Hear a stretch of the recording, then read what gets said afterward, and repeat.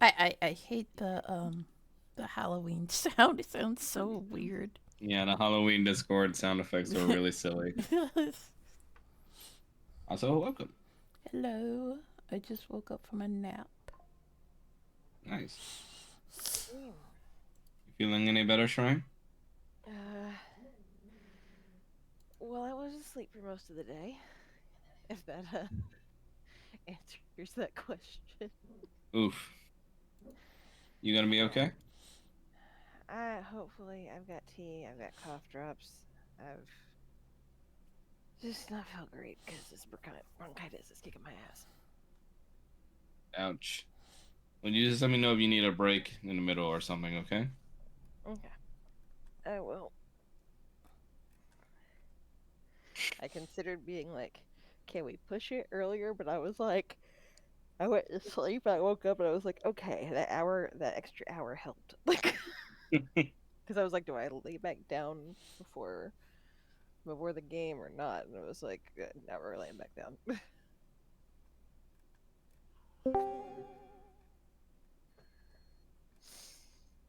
Rattles is loading in slowly. No worries. And soon enough we'll hear that classic sound when he joins in. Yep. Rattles Okay. say something.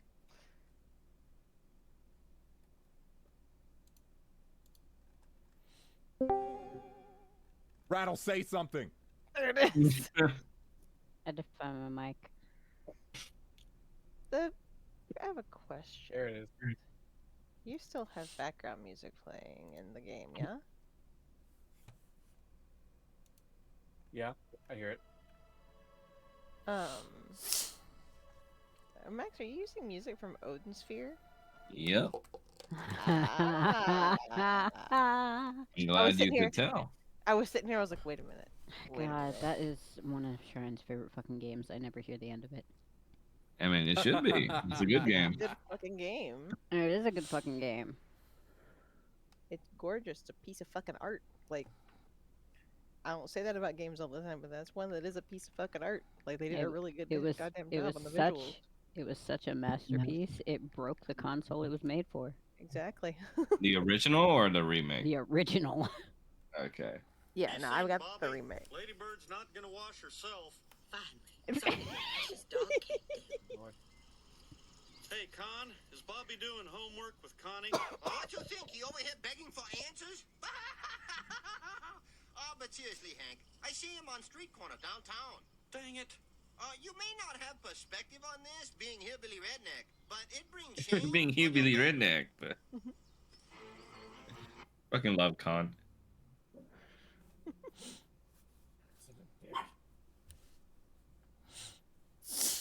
Are you able to log in, Rattles?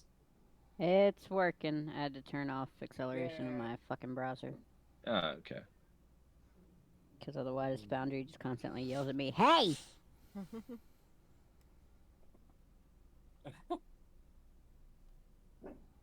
Are you yelling at a shark? No, I don't yell at the shark. I'm yelling at my PC.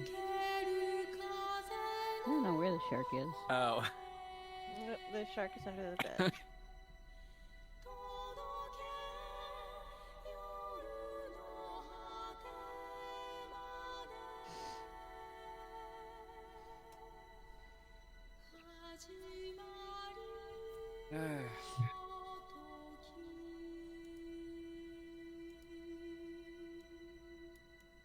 You'd start the game. You ain't gotta wait for me. No, I mean, I kind of do. For I what's don't. coming up. I don't like that. Look. That's why I'm putting on this mood music for now. No fear. Hearing your DM say they gotta wait for you. One fear. Can't start the game without you. Oh no. GM says you're crucial to the scene. One fear. Yep, it's like I'm in the hot seat shit. When is it not? How much HP do you have? The other question that we don't want to hear from our DM. How much HP do you have? I mean, to be fair, Paul is A tank. He's a chunky Yes, boy. a very tanky wizard. Meanwhile, Roger is the glass cannon. I am 110%. What are you streaming, Mo? Well, without the cannon part. Just waiting for the games to start. Oh, Yeah. this is Paul. This is Paul. In Don't- session don't- chat. Don't tell them that. See- They're supposed to think. Yeah. See what? God damn it, Mel. see, what's absolutely the worst is just the fact that you hear your DM say, "How much HP do you have?" knowing full well he can check himself without letting you know. How much HP do you have? but that's not the fun part. Rolls a bunch of dice behind the screen. Yeah, about that rolling the dice behind the screen, not telling him why. The screen that nobody can see in the first place, which just makes it even worse. I know, it's great. No.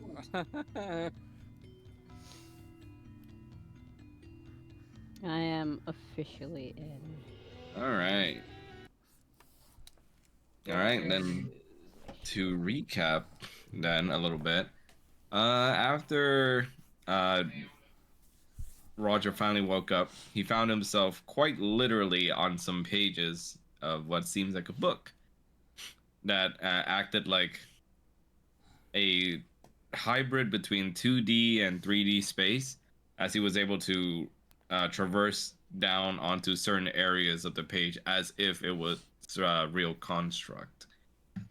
And that led him to finally explore down the path of stairs that led him to meeting a seemingly dragonborn named Sedna, who told him that she was his prince, prophesied to come for her. A prince of red complexion and splendorous horns, and also amber eyes. Which is the wrong guy. Looks at Kanan and Roger. People just keep confusing me or people. What is Ain't nobody seen a tiefling in Barovia. Fucking Roger just has an eternal glamour on at all times.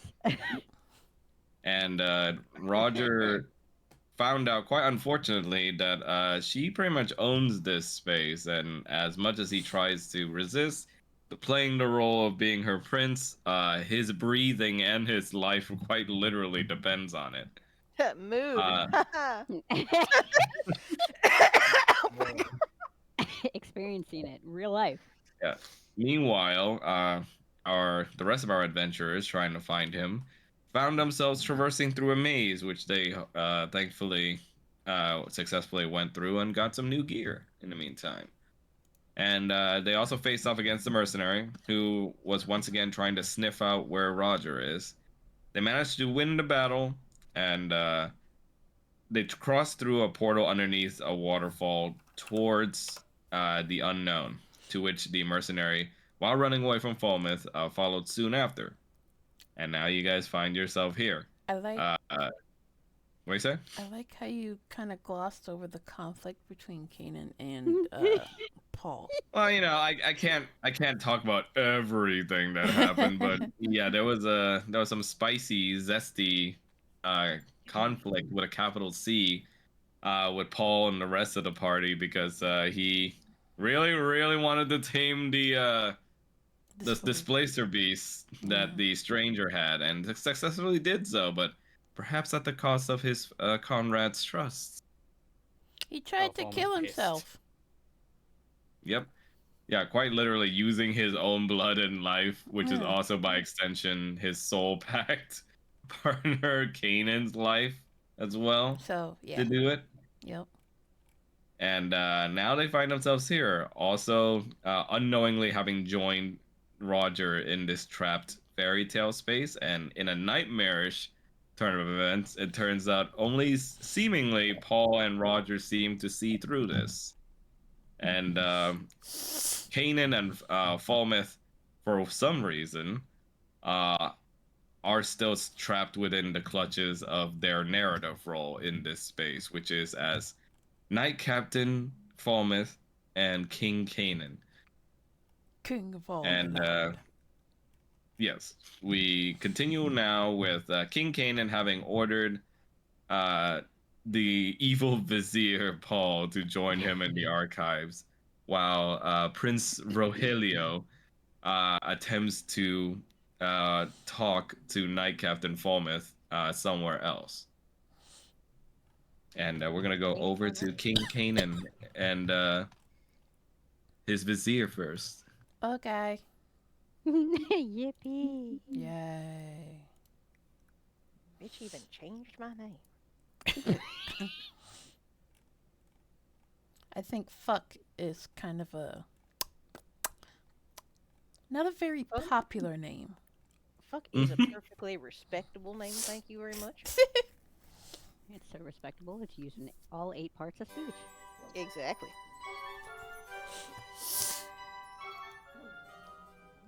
Well, that's a pretty table. More atmosphere. I can't see. That's not a anything. table, but It is now. so King Kanan and the vizier Paul, I see you nothing. bring yourselves to the archives, which is a grand little library that is afloat with books on all corners and sides. 4 knights guard the 2 left and right entrances. Because, of course, it is the secret archives where only those who are in favor or trusted by King Kanan may enter. And in the center, you see a tiny menagerie put on display cases of several different items that King Kanan has put on display and treasures from his old days as a mighty warrior. Now, my Grand Wizard, you have some explaining to do.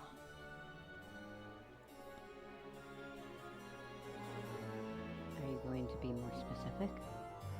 Yes, about that disgusting comment saying that my daughter does not belong to me. You can't think of any reason why I may say that. No, I don't. Which you had better explain Knowing- to me really quick before you lose your head. Well, I did say to come down here to the archives. I'm listening. Perhaps you should peruse some text. And what good would that do? I mean, if you want to find out the truth.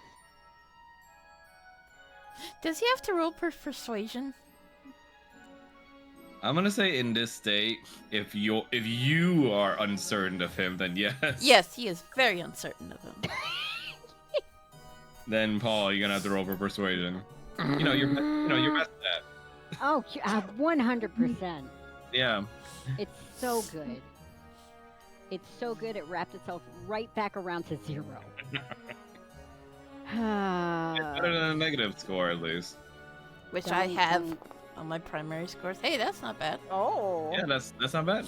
I'm so glad you guys can see it because I cannot. He is 17. going Huh. to look at his vizier up and down, like suspiciously, before he slowly turns towards the books and starts to like peruse through them, like looking for one that might be of interest. You look through a lot of your books, and you come across one that well, let's see. I'm gonna leave it to you to to decide what title of a book that Kano will be interested in.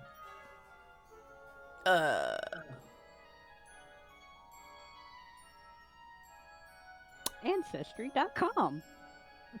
Yeah, sure. Let's go with that. Like ancestry, like log books or whatever. You find one that reads the ancestry of long forgotten dragon kind.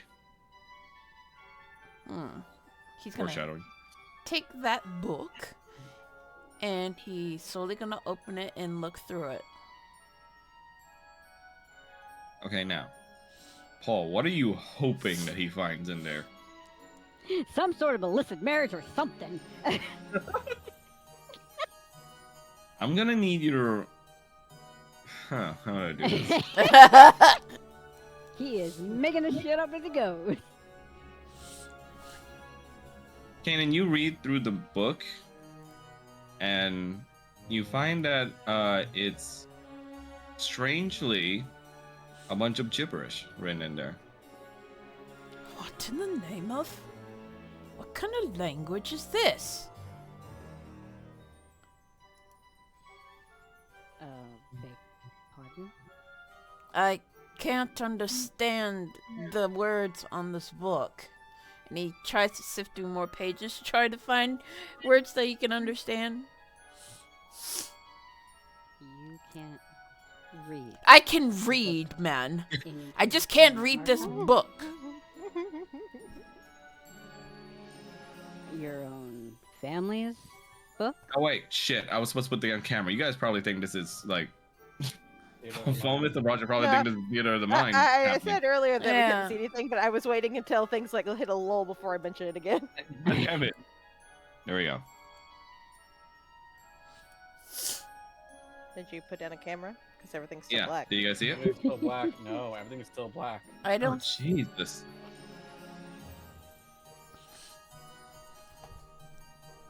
Give me a sec. Hmm. How about now? Nope. Still black. All right, I'm just gonna put down Roger and Fulmouth's tokens. Just stick us in a corner somewhere. It's fine. I'm gonna laugh if you do that and we still can't see. I'm gonna be honest. Oh, There we go. You did it. There we go. all right, continue. He says, I can read, man. I just can't read the words of this book.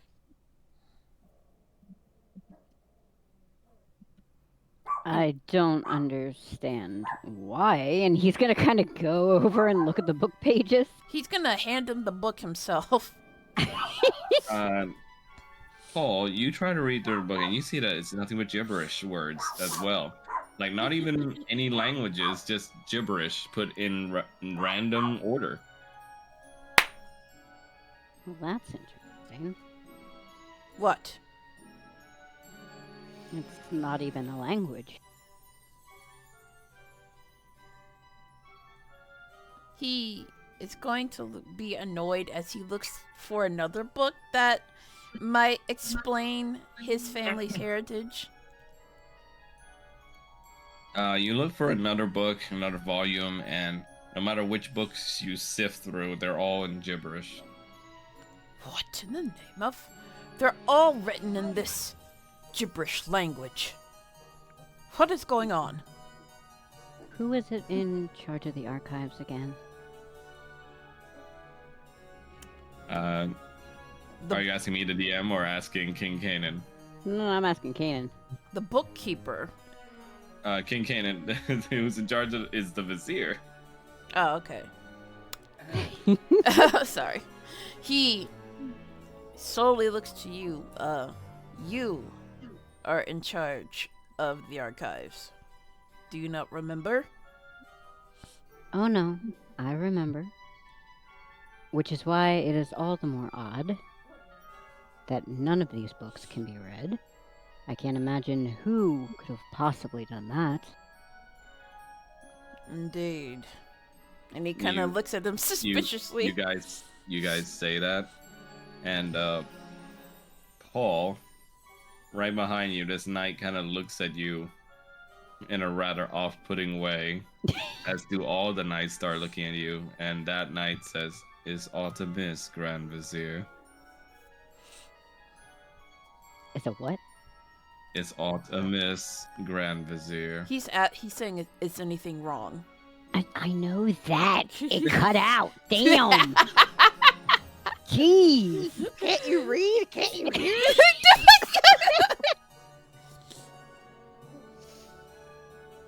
My king, what kind of magic did you say your pretty princess does again? I believe she was mastering the art of the arcane and something else I can't quite put off my tongue. Her teachers usually fiddle with that magic stuff. If I recall, one of those subclasses is illusion. Ah, yes, you're right. Could these gibberish be illusion? Winston, shut up. No, he's just growling. Paul is just gonna kind of stare directly at him, like, "Come on, put two and two together." He's gonna look at the words again. Try to see if they're Kanan. illusion. Kanan, roll for a wisdom check.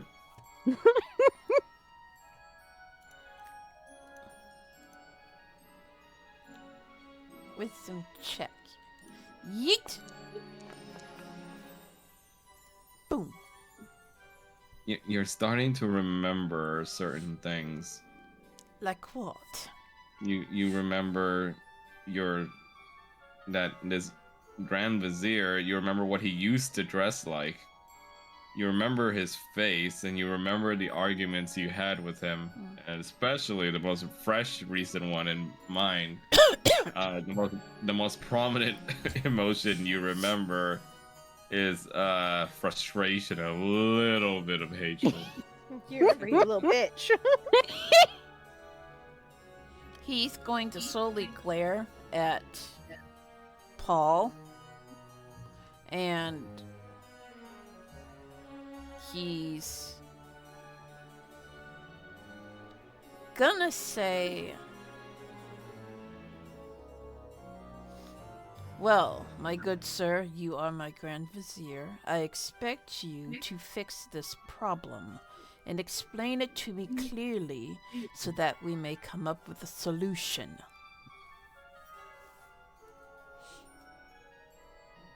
Well, while I can do a lot of things, I don't think I can fix this one without speaking to a certain somebody. And who would that somebody be? My daughter? Yes. Well then, we must go find her and ask her.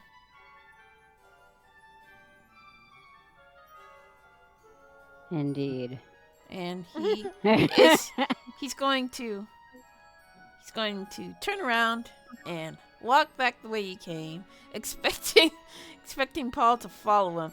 All the while he's kind of like staring at him at the corner of his eye, like remember I remember what you backwards. did. He's like Water tribe. no, he's like in his mind, like, I remember what you did. I know what you are. Again, I remember you, little bitch. Right? We move on to the next scene.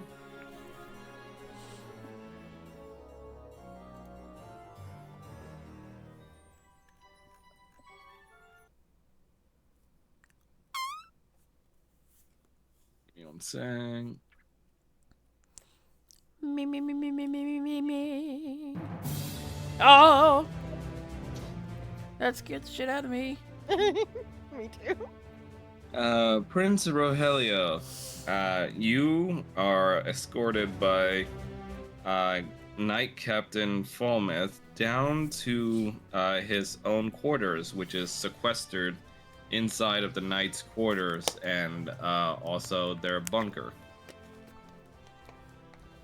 And you find yourself now in his own personal office, Knight Captain Falmouth, where you guard the king's own treasury behind you as well. You sit in your plush chair and look upon Prince Rogelio as he stands across from your table.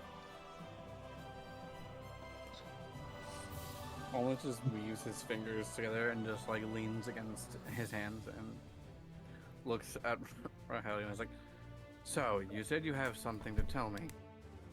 Out with it." Roger's gonna pause. He's gonna look over at the soldier in the room. Yeah, the knight you see is posted right there at the door and stares directly at you. He's gonna look at Falmouth and be like, perhaps we could do this in private. Why? Because the information that I have is of the utmost confidentiality, sir. And my own knights aren't trustworthy. I wish I could say otherwise. Knight Captain Falmouth, how much do you trust his words right now?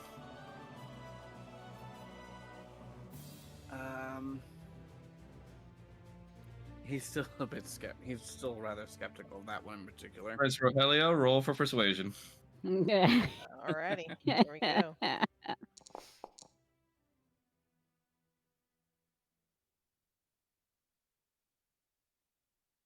Damn. The bard Look, score. I have got He's a a plus bard, what 15 did on you expect? persuasion. What did you expect? Christ.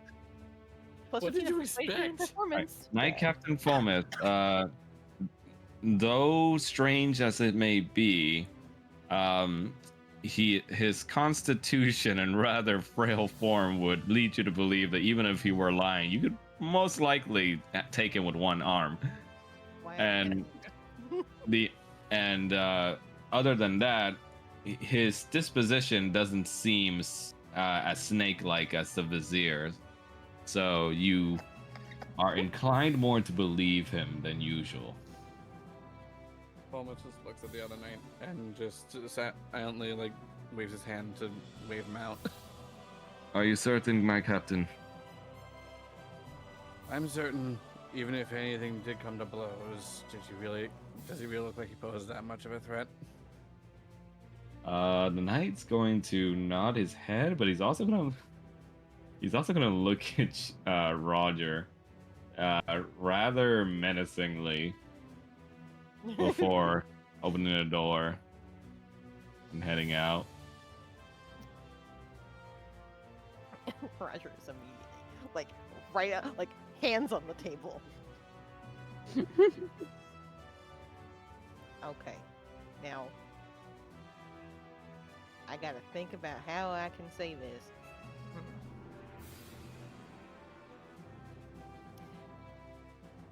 There is a conspiracy at play here, sir. Against whom? Against the princess? Against the king? Against the kingdom itself? Against myself, yourself, the king, and the vizier.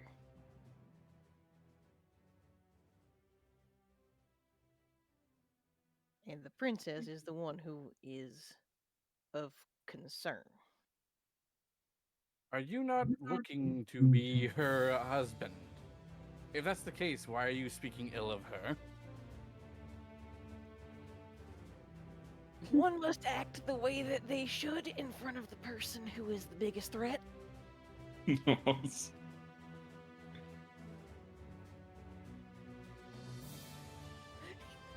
look directly at Falmouth and be like, you said yourself that if it came to blows, I would be very easily taken down. She knows arcane magic. Do you really think that I would be able to do anything about that?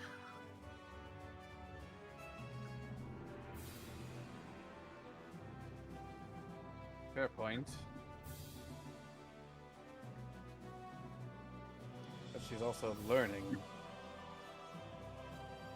I think she's a bit more skilled than people are giving her credit for. We'll put it that way.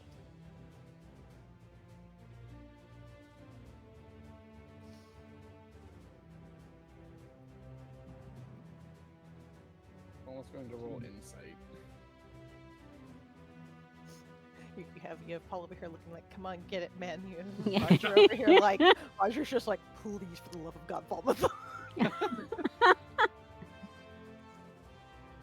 With a 29, even though his words are like outrageously brazen right now, calling King Kanan by his first name without the title, also implying that his daughter, you know, his most precious treasure in the world, is dangerous. you know that he's either crazy or he's at least telling the truth because nobody would be dumb enough to do all this. Be alone in a room with the night captain and say all these things. You are either crazy or you are sincere, and I have no idea which to really think more of you. Well, if you think that's crazy, there's more to it that sounds much crazier, but I swear on my life it's true.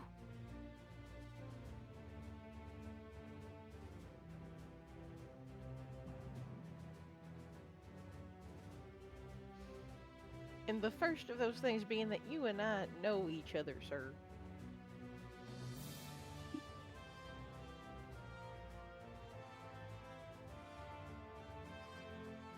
Fairly certain this is the first time I've seen you in my life. That is definitely not the case. I understand that it may seem that way at the moment, but it is Roger? most certainly. Yes, oh no. Yeah. Suddenly you feel or you hear a small little voice whisper no. out of nowhere. Go to the bathroom. Go to the bathroom. He's Yeah. gonna pause. You like, realize you have no idea where that is, and Falmouth, you think you hear the prince whispering for some reason, but you didn't see his mouth move. So can Roger determine though that was Seraphina? Right now, roll for insight. Okay. Oh no. Wow. You have no idea where the voice is coming from or who the voice belongs to. It was so quiet. Did you say something? No, did you? No. You hear the voice on a go take a shit.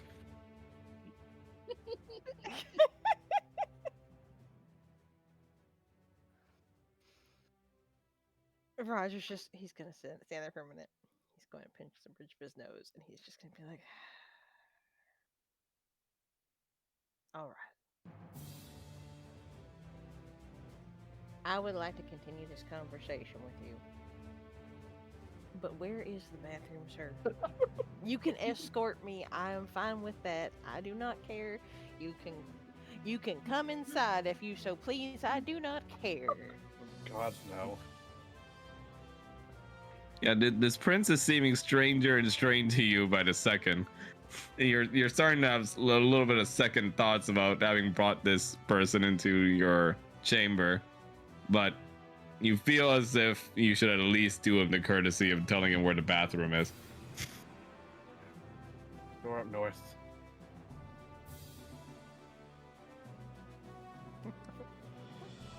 That's where Roger's going. Okay, I'm just gonna teleport you to where the bathroom is. Mhm.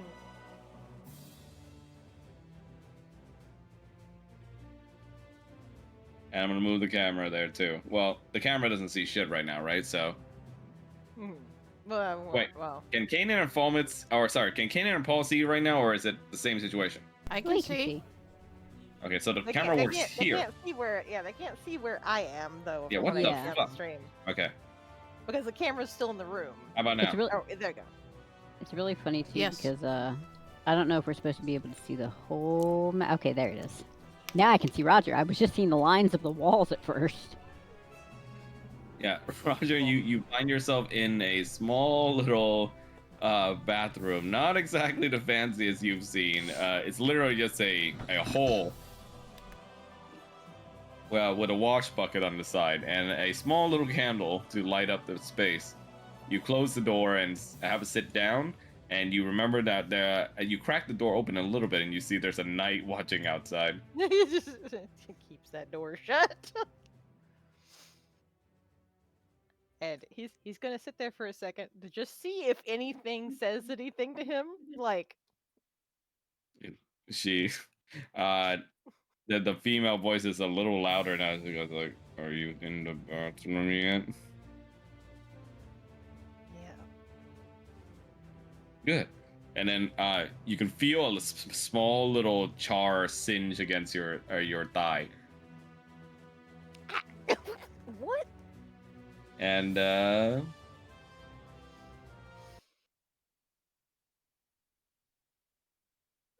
it's appearing in a small puff of red sprinkles Oh and no. sparkling powder. It Oh almost seems like no.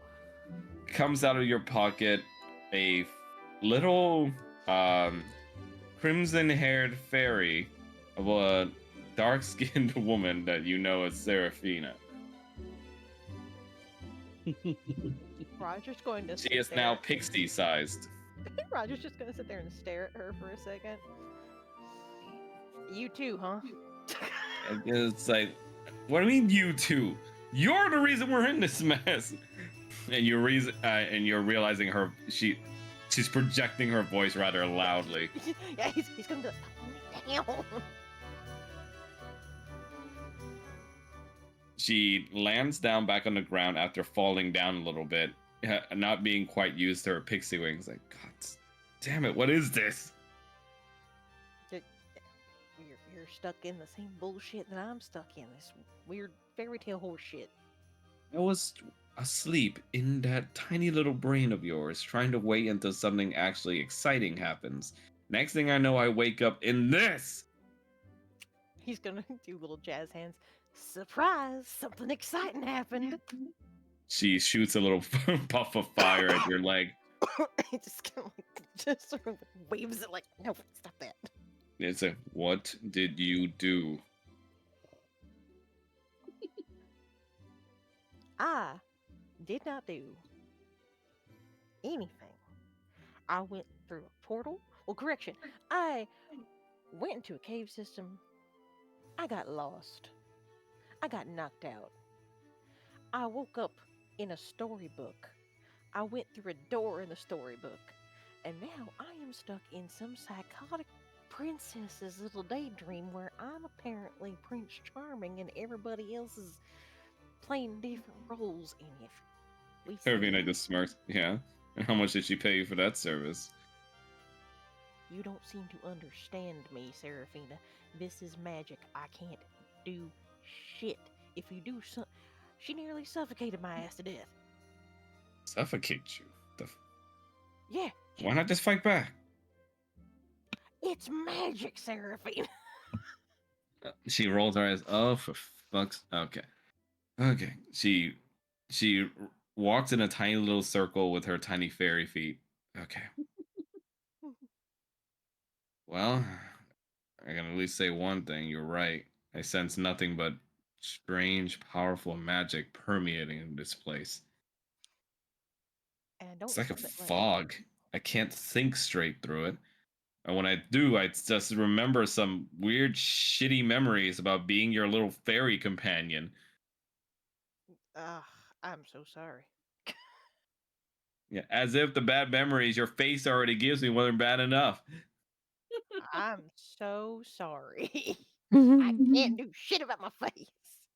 Ugh. But whatever is happening here, this girl you speak of must be quite powerful if she can keep this up. Yeah, blue Illusion magic dragonborn. usually wears away after an hour or so at best. Maybe 2 hours if they're especially powerful, but this?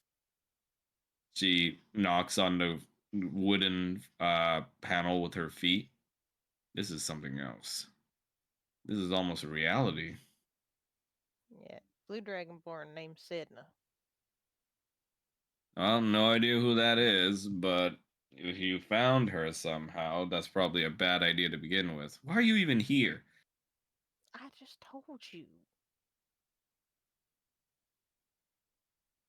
She just said, no, you told me how you got here.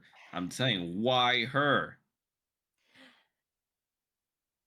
When I went through that portal, there was functionally a big ballroom, dining room kind of But The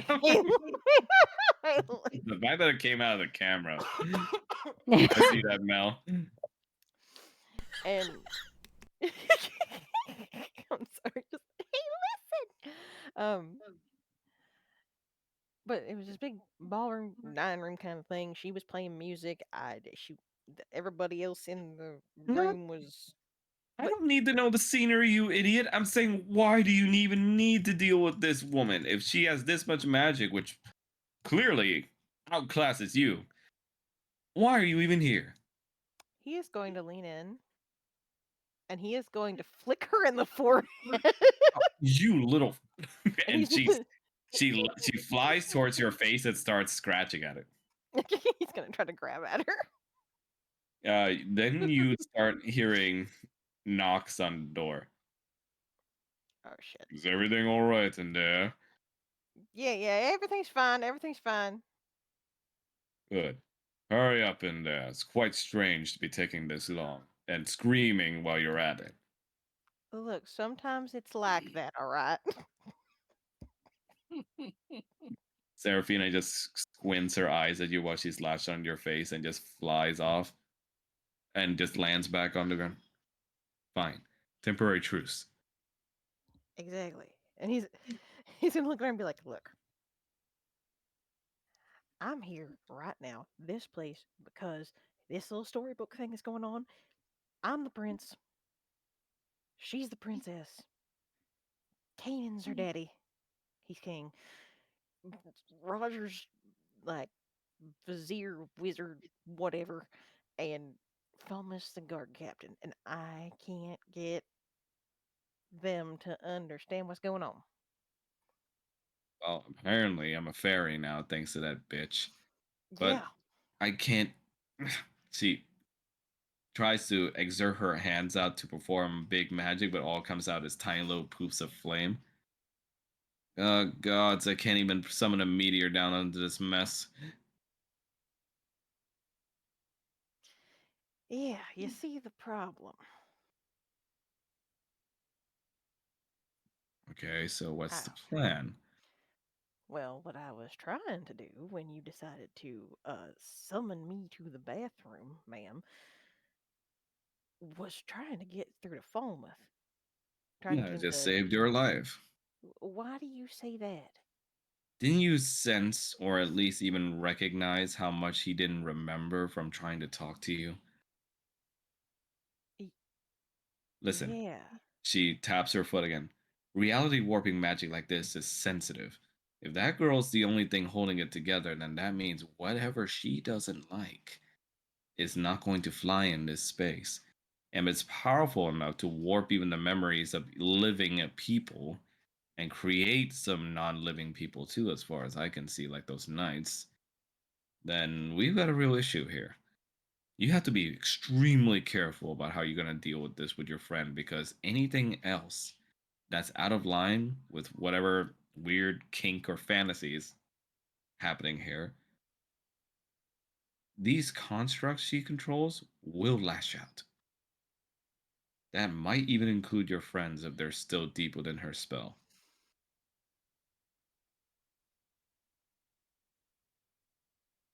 Think there's any way to break it? Kill her? Well, She looks at you like, duh. okay, yeah. I'm talking about breaking them out of it. One of them, at least. Kill her. That's it. Killer. That's all you got. You can try to talk them out of it, but who's to say she can't just immediately turn off some switch and just turn them back to the way they were? Or you, for that matter. If she's so keen on having you be her prince, maybe you'll be the one who gets the closest to her.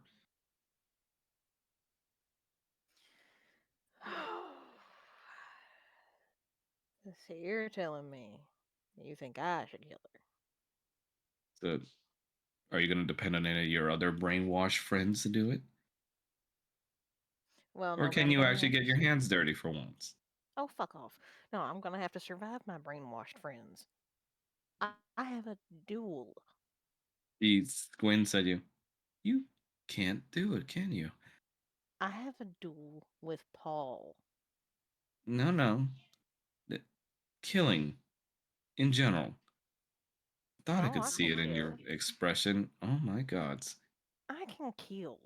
It's just not my preferred thing. It's not my You can first kill when it choice. comes to a monster or some ravaged beast, but when it comes to a girl, in your mind, there still might be a chance for it. You can't do it, can you? It's not just a girl. Anybody. She shakes her head and goes like, "Why? But that's a whole ass other person, Serafina. A person that's trying to kill you and keep your friends locked in whatever the hell this is." Well, I hate to tell you this, but um out of my group of current friends, multiple times have they tried to kill one another for various reasons, and also on top of all of that, a lot of the people that we live with were people that were originally trying to kill us.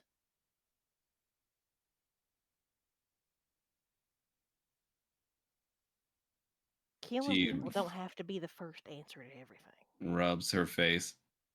And is that what you'll say to Strahd when you face him? No. Do you think people like him deserve a chance? I don't know enough about him yet, but I don't think so in his case, just because of the things I Trust have me, heard. he doesn't.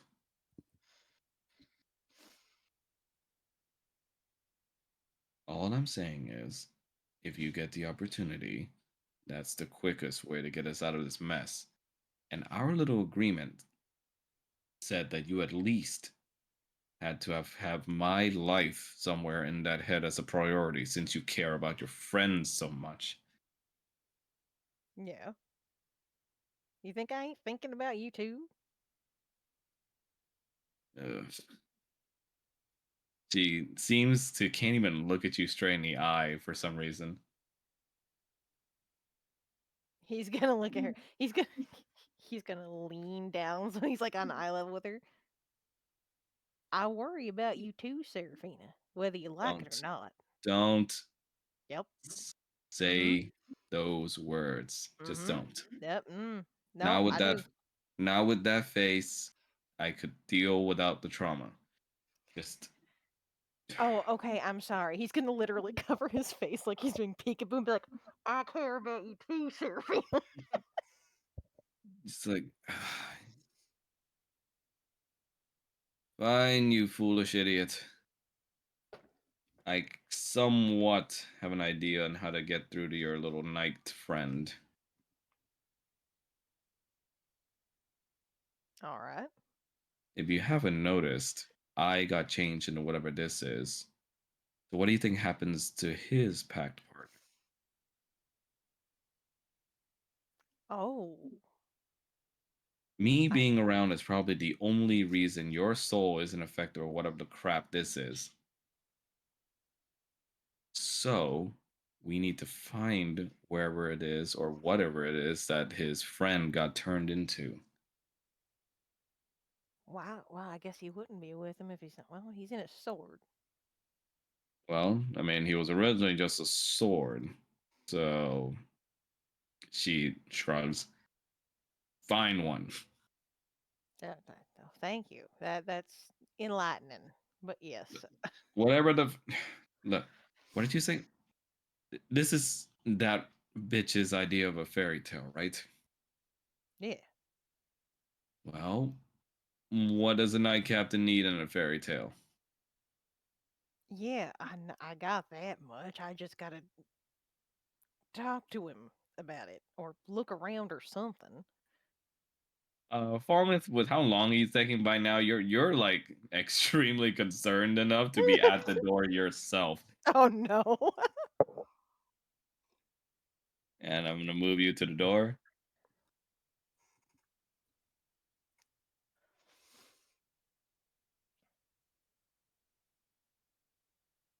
Okay, this is ridiculous. Are you having any sort of health issues?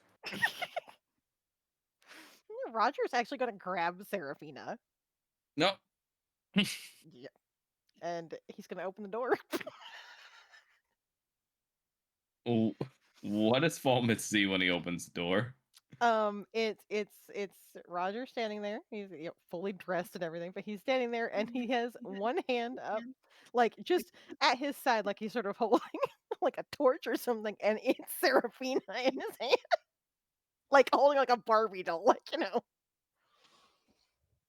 the name of the gods, are you doing standing like that? It's Uh, not I natural. You see muffled in your hand, yet see a servant and go, nice job, genius. he's gonna sigh, and he's just going to like step out and be like, "All right, look, can we continue talking?" Fine. And he's going to put Seraphina on his shoulder. What in the Everybody just goes like, oh, great start so far. And he's What the like, "Shut up." devil? Yeah, Falmouth, you see what looks to be a fairy on his shoulder.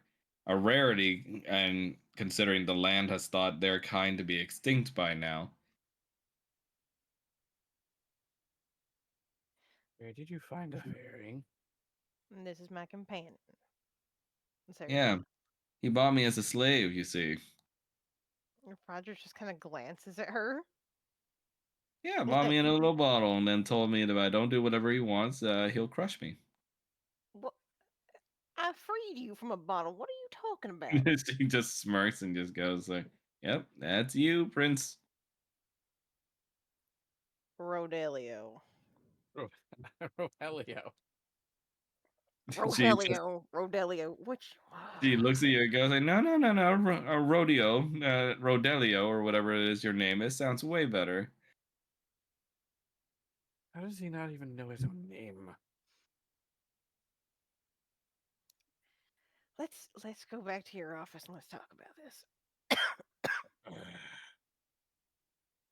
I don't get the feeling this is gonna cause so much paperwork.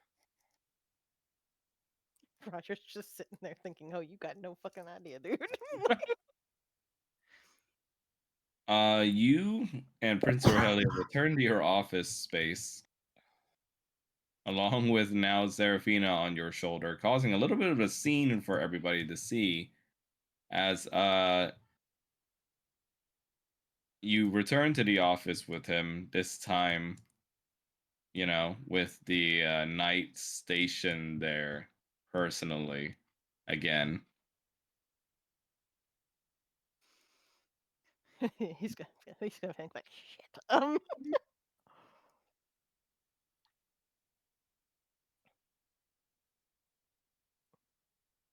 Well, the reason I was called away so suddenly was because of this fine creature. He's gonna gesture. He says it so flatly, but he gestures to Seraphina because she was concealed on my person, but she didn't want to make herself known. Why? Well, she's a fairy. A rare, right?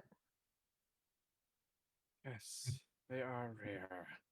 Well, In this area, they're thought to be extinct. In fact, yeah, she don't want to trap another bottle.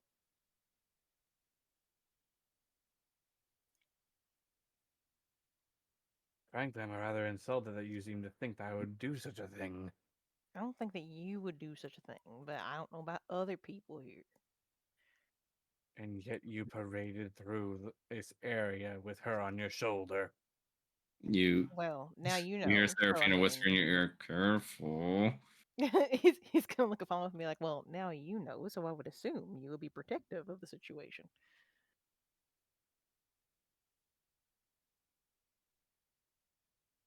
I may be knight captain, but no one person can stand against an entire horde of people being greedy fools. That is true.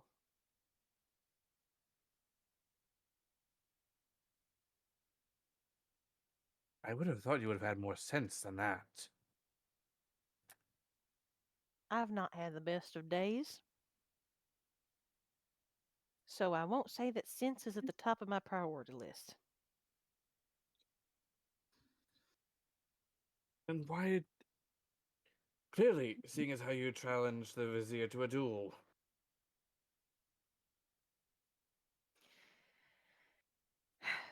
I'd honestly rather not have challenged the Vizier to the duel. However, there are reasons that apparently I cannot talk about without causing problems that compel me to do so. Serafina just adds in, what exactly does this duel entail? If it's a fist fight, then, she nudges over to, yeah.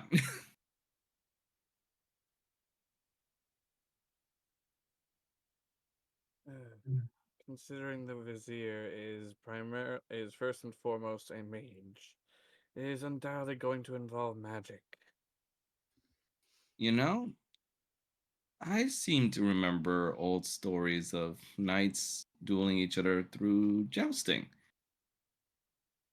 The Vizier isn't a knight. Serafina, don't make I, this worse. Roger's Serafina gonna just look at Serafina and looks just as be like, I understand, but considering that our Princey here isn't exactly a mage either, is a little disadvantageous, don't you think? Falmouth just looks at Roger. If we put him on a horse, he is likely to fall off. exactly what he just said. No, no, no. Actually, Prince Rogelio here is actually quite skilled at riding, aren't you? She just squeezes your ear. He looks at her just yes, I'm very skilled at riding. I'm just gonna glare at her the entire time. In fact, back in his home country, he was called the Flaming Lance. Emphasis on the flaming. He just looks at her like okay, all right, we're doing this, huh?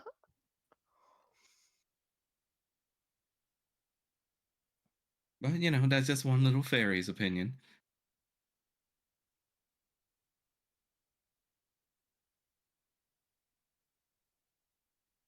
Falmouth is looking over Roger again. I can also wield a rapier. Seraphina just says, see, he's already ready. Rapier is just a tinier version of the whole jousting thing. No, it's not. A lance is a heavy object. Oh, I'm sure he's handled heavy lances before, haven't you? Oh, very. Extremely in some cases. Yeah. But you like taking it from behind too, don't you, you little whore? He just looks at her. And Seraphina says, saying, Don't make me flick I you in feel the like head this if is I going won't. into entirely different territory than what you're trying to intimate. Seraphina But just said, Roger, just drive it home.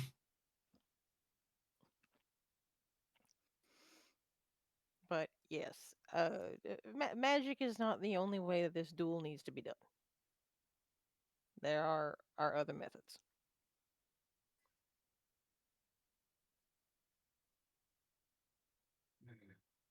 maybe, but considering the Vizier was the challenged one, he would set the parameters of the duel.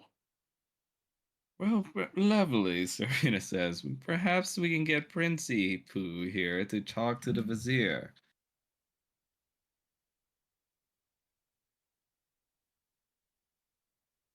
Falmouth is looking for a lance just to test something quickly. While Falmouth is doing that, Roger's kind of scanning the room just to see if he can see like You anywhere in the see, room the you sword. you you try to scan through, and you see Knight Captain Falmouth catches your eye though, as he seems to reach for some sort of really off-looking cerulean lance that he keeps, almost like a prized possession in his bookcase. It's on a display mantle, a almost like prized trophy of some kind. He's gonna kind of poke Seraphina lightly. You seen it? Servina says, I see it.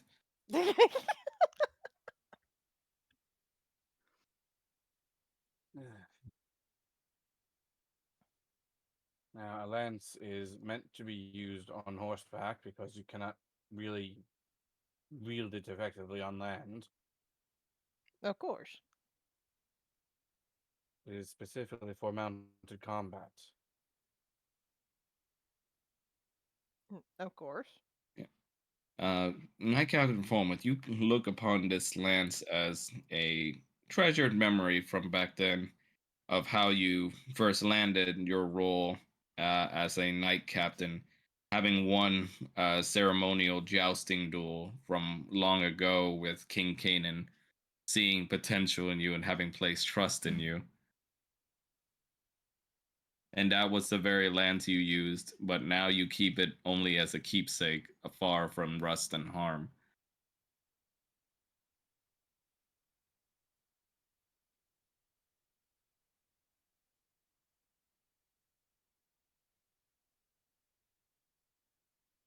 Now, if you're so experienced, how much does the average lance weigh? Oh no. Roger's going to sit there and she's gonna think about this for a minute. You see Seraphina looks over to you, it's just like, yes, tell us. How much does it weigh? Does it feel good in your hands? He just glances at her. I think you just want to hear stories now. Jeez. Um.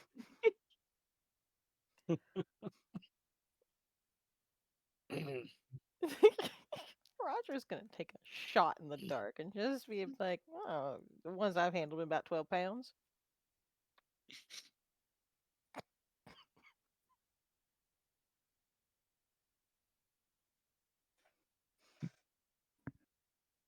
Also looks at him again, looks at his arms. So it's like, seriously.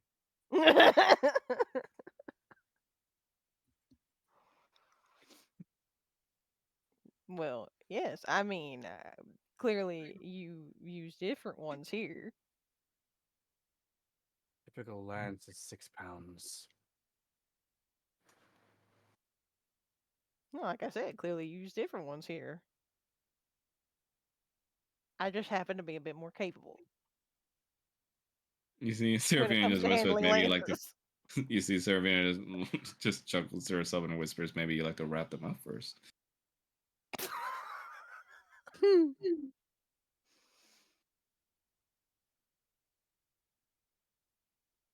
And Seraphina just sighs and look, we can go over his qualifications all we want, but, at some point, if he'll die out in the field, then he'll die. Then it won't be your problem, Mr. Knight Captain. This is true. That is a very fancy lance you have there. Mm. Does it have a name?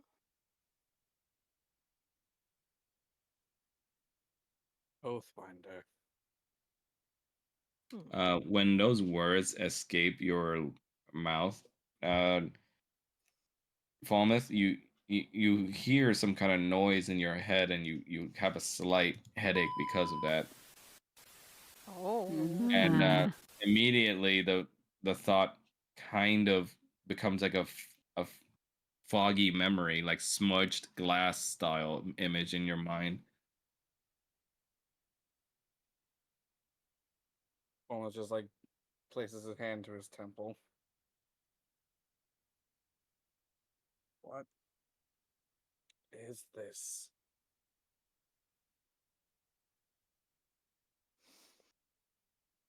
Roger's going to look at him, and he's actually going to take a step closer.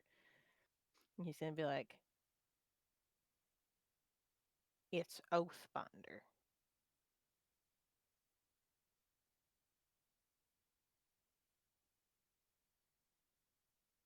Falma just looks at the lance and takes it in his hands.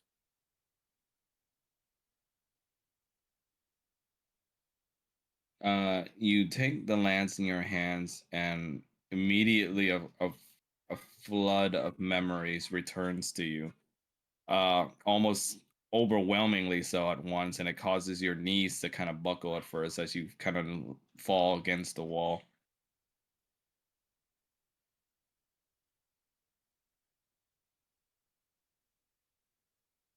And suddenly your memories of what has happened thus far returns to you, and this smudged image in your mind finally clears up to being of a particular black colored lamb, and another of a heroic visage of an ice dragon.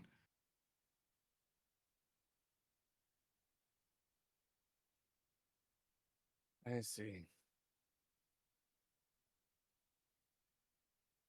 Are you absolutely certain that you wish to go with a joust, however, Prince Rogelio? As I recall, you are rather afraid of horses. Roger is going to grin like a motherfucker. Yeah. Well, I will admit, sir, that I would probably be better off doing a duel with the rapier, as Yeah. is my skill. Yeah. Suddenly, music starts almost like blaring in your ears as you see the knight stand the door stand to the side and just stand at attention. Hail, King Canaan! And Canaan, you arrive through the door. Let me spawn you in.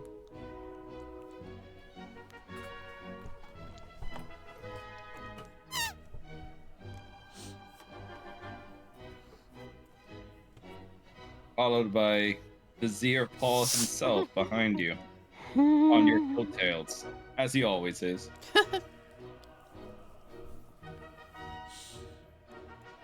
You have come to inspect what is going on since you hear word of the Knight Captain first meeting in private with Prince Rogelio. Okay.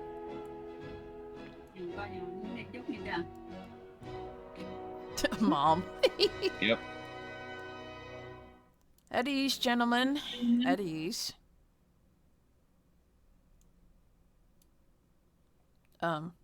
Does he see Serafina? Yes. What in the name of? She flies back over to Roger's shoulder. Is like, "Oops." My boy, is that a fairy? Yes, this is my companion, Serafina. I haven't seen one in quite some time. Where did you get her? Well, I actually bought her in a bottle, sir. As strange as that might sound. I see. Does she have a name? Yeah, Serafina. I see. Well, Miss Serafina, I advise you not to fly out in the open. The walls have eyes, you know. And she looks over to Roger and then looks over to Kanan and kind of grits out the words from between her teeth. She goes like, "Yes, Your Highness." Actually, It's killing her it's inside. supposed to be Your Majesty, but it's fine. It doesn't matter. She just goes like, "Mm-hmm." And you can already feel her squeezing on your shoulder. Roger's just like, I'm used to shit like this by now. In any case, I've come to ask, how is the preparation for the duel coming along? Well enough, Your Majesty.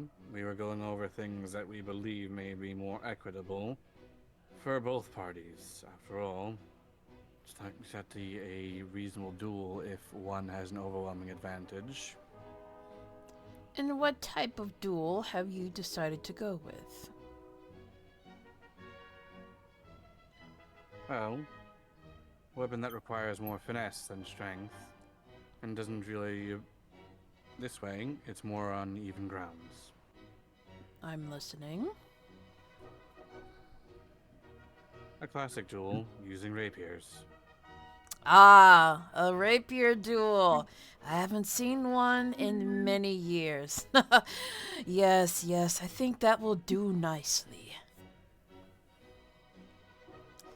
My Roger and Grand Emily is- Vizier, do you object to this? Mm. So I imagine no magic. Either of you would be using magic, it would be purely based on your skill at arms with a rapier. The look on Paul's face is clearly God fucking damn it. You see, you hear Seraphina's little voice going to say, "Well, you shouldn't have any problems penetrating this one." Paul just glares at Seraphina. I agree. Splendid. Then I hereby decree that the duel shall begin tomorrow night within the Grand Arena. She raised about tomorrow. Yes, I need to give the prince time to prepare, yes? Seraphina just kind of turns her head slowly over to Roger. He just kind of turns and looks at her, like he's letting it wait for a second. He's gonna let her sit in torture for a minute of thinking that she may have to deal with this for so much longer. Well, I think I might be ready sooner than that. Oh? So, perhaps we could do it in the morning. He will nod. Very good. We will do it in the morning then. If that is acceptable to you, my vizier? You hear Seraphina's whisper to you, "Why are you turning up the timetable?"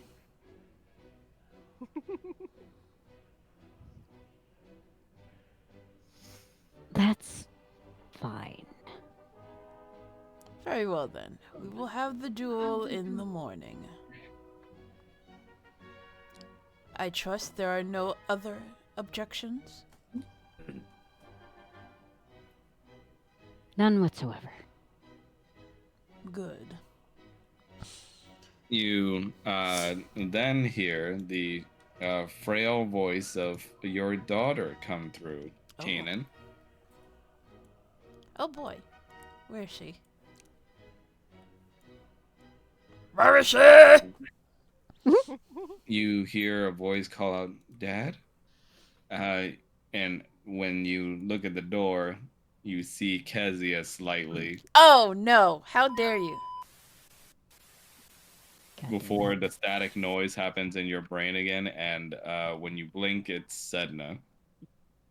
What?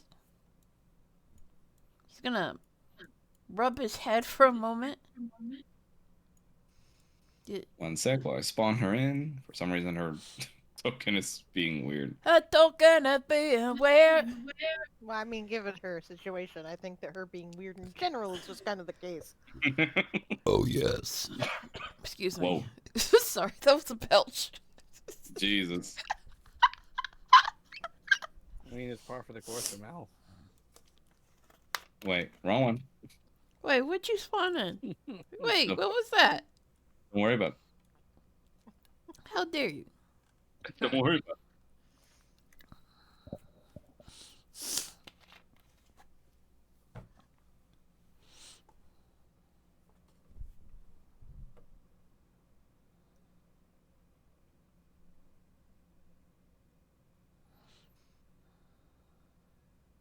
Come on. The game's like, no. There we go.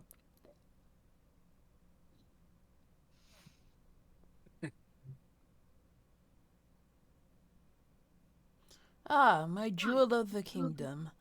How fares you? Is everything all right? Paul just rolls his eyes. Does Kanan see this? I'm gonna You know what? Roll for perception. Do you? Yeet! Unfortunately for. God Oh damn no. Yeah, you catch the eye roll. He's gonna shoot him a dirty look, it. Paul just smiles. and he's gonna open up his arms. Father, Yes, my child, I am here. Is everything all right? is what I heard true? Are you Hmm? declaring this duel to be true then? Yes. The duel will begin tomorrow morning. This prince must prove your love through combat. Father, why can't you just accept our love? Because we cannot break tradition, my dear.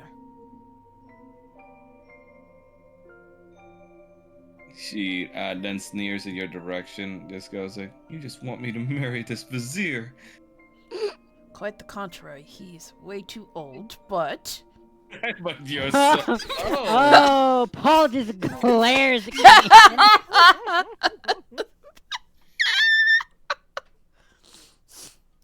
but that is how we do within the kingdom. A tradition that must be upheld since before our time. Father, please. I'm sorry, my child. I must uphold the law. You see, she gives a dirty look over to Paul as the evil vizier. He's gonna say, It might not be so bad. He was your teacher at one point. So there He's should be had- familiarity. "He's had nothing but lecherous eyes on me." No. Really? Colin just looks between Paul and himself, That is new and then raises to a me. brow.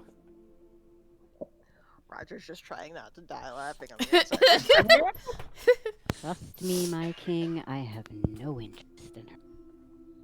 The minute. Roll for a wisdom saving throw with disadvantage when you say that. No, no. Oh, no, no, no, no, no. Oh, for fuck's sake. You still get +5. No, they're calling me Rogelio now. The +5 aura doesn't work here in this space. Oof. He. Roll for 3d8 psychic damage.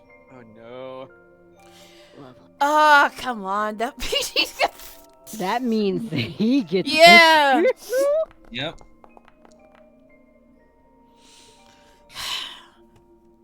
Okay. So, the moment Paul takes psychic damage, like Kanan feels like an immense headache, like rushing through his brain, and he kind of just like holds his head. She notices this and goes, "Huh." I'm all right. I'm all right. Just You see, she gives a rather deadly stare over to Paul and just goes like, "I'm sorry, what was that, my Grand Vizier?" Nothing you need to worry about. After all, it is always have been your hidden intentions to steal me away in the kingdom for yourself. I What was assure that? you, it isn't. Roll for wisdom save again with disadvantage again. Oh no! Do I even need to roll again? I mean, could be a nat 20, but then again, you have disadvantage, so. Yeah. Wow. Oh. Oh, yeah, 3d8 psychic damage. Ah! 3d8. Yes. Wait. You God can't damn just tell it to roll, dude. slash R, child. First you call me old, and then you call me a child? Damn.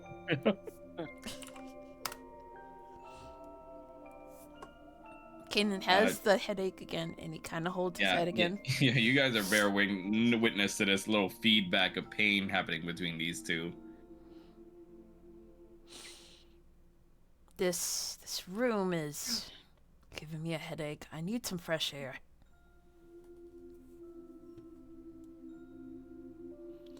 Father, Yes. at least I implore you, remember Mother's memory. Remember what she would have wanted. And she holds a hand to your chest. Is he gonna remember anything? You see a third red eye over her forehead, where the gem that's usually on her head opens up to a red eye. And but only you seem to see this so far, as you see she speaks to your mind in an like almost eldritch way and just says, "I see you, brother." Kanan doesn't say anything. He's just looking a little shocked. And then she reverts back to her friendly princess smile. Just remember that, father. Yes, my dear. I will see you at dinner. Please let us Will prepare you for the duel. allow Prince Rogelio to eat with us? As a gesture of goodwill, I will allow it. You see, she happily goes over to Roger and hugs him real close so that Paul can see. And then also that give. face you get when you're like stiff that somebody's hugging you that you don't necessarily like, but he's trying to like sort of pat. Yeah. Like... You try to just pat her, but then she gives you a kiss afterwards. Kanan's just looking a bit like he's a bit disgusted. Paul just has a deadpan look on his face. Roger just rolls with it. Now, my prince, let us go off and spend some time together. Oh, God. With supervision. Father. You heard me. I will see to it that they are not alone, Your Majesty. As Roger goes past Paul, he's going to like brush his tail against his. He does it back. The petty PDAs. Petty, subtle PDA. It's funny too because Paul's missing some tail feathers from the fucking maze. Yep. You still are. Yep. Don't pull them blood feathers. I think Blaze just said be right back, right? No. I said they'll grow back. Oh, okay.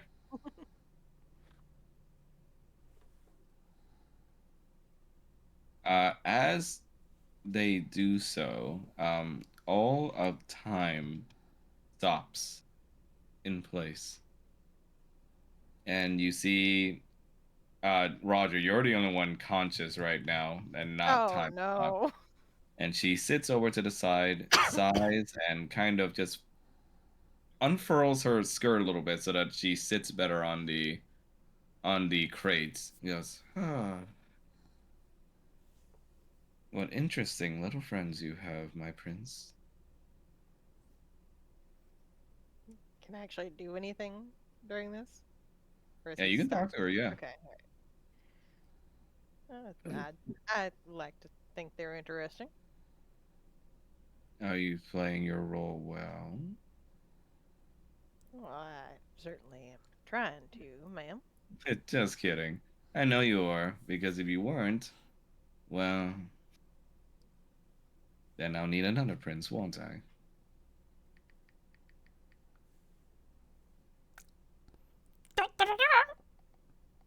That does seem like it would be the case. Do you like the fairy I gave you? It was quite fortunate you had such a little friend with you. She's amusing. It fits the role so well, don't you think? I think so. Now, Surprised you haven't brought any other actors out. oh, in time, if needed.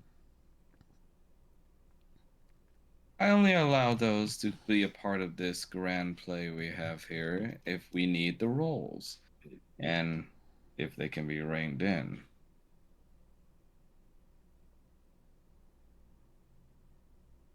Your fire friend there, unfortunately, didn't seem to be conscious, so she behaved a lot better than the other one.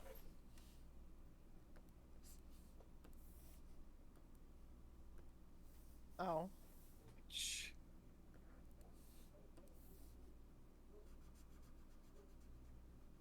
She puts a finger to her mouth. Yes, the rather strange one that looked like a white dragonborn of our kind.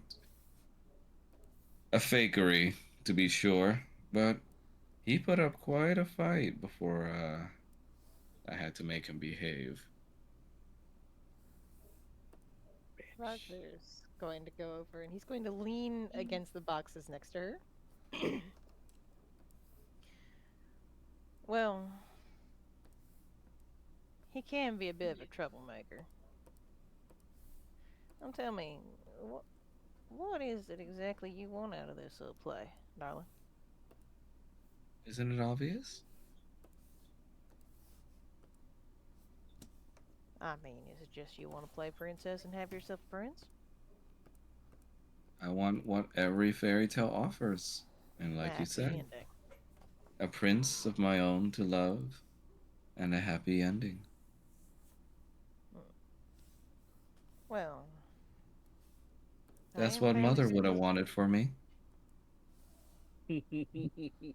Well, I am fairly skilled in both of those things. Are you now, my prince? Oh yes, I'm very good at happy endings. Well, if you do love them so much, then I would advise you to get your friends in order. Well, I can certainly try. Can I ask what's the outcome of this story you intend?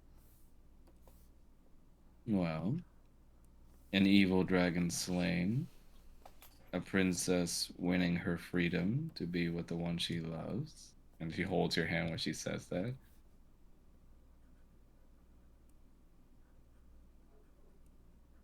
Yeah. And then they live happily ever after. I don't recall there being any dragon slaying in this story. Oh, there will be. She Noted. smirks at you. I don't want to give away all the twists, of course. Every good fairy tale has to have one near the end. Naturally. Now, about your little friend here. She walks over to Paul, who's still like standing frozen in time. Begone, thought. I send you back to the darkness. I banish you to my father's realm.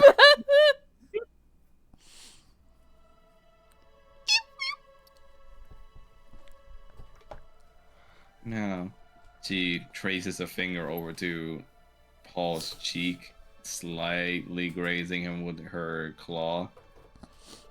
He's been causing quite a bit of ruckus, hasn't he?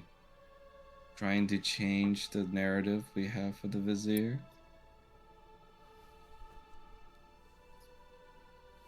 Maybe he's not happy with his role.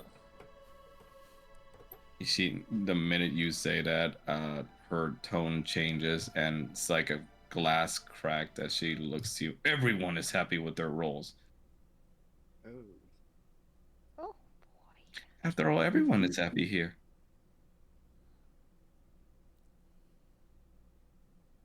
Everyone does their part, and in the end, everyone is happy, and the princess gets to be happy.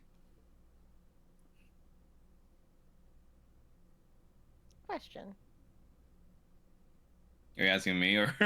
Yes, no, yeah, this is to you. Does Uh-huh. Roger have his items on him at Yeah. all? Okay.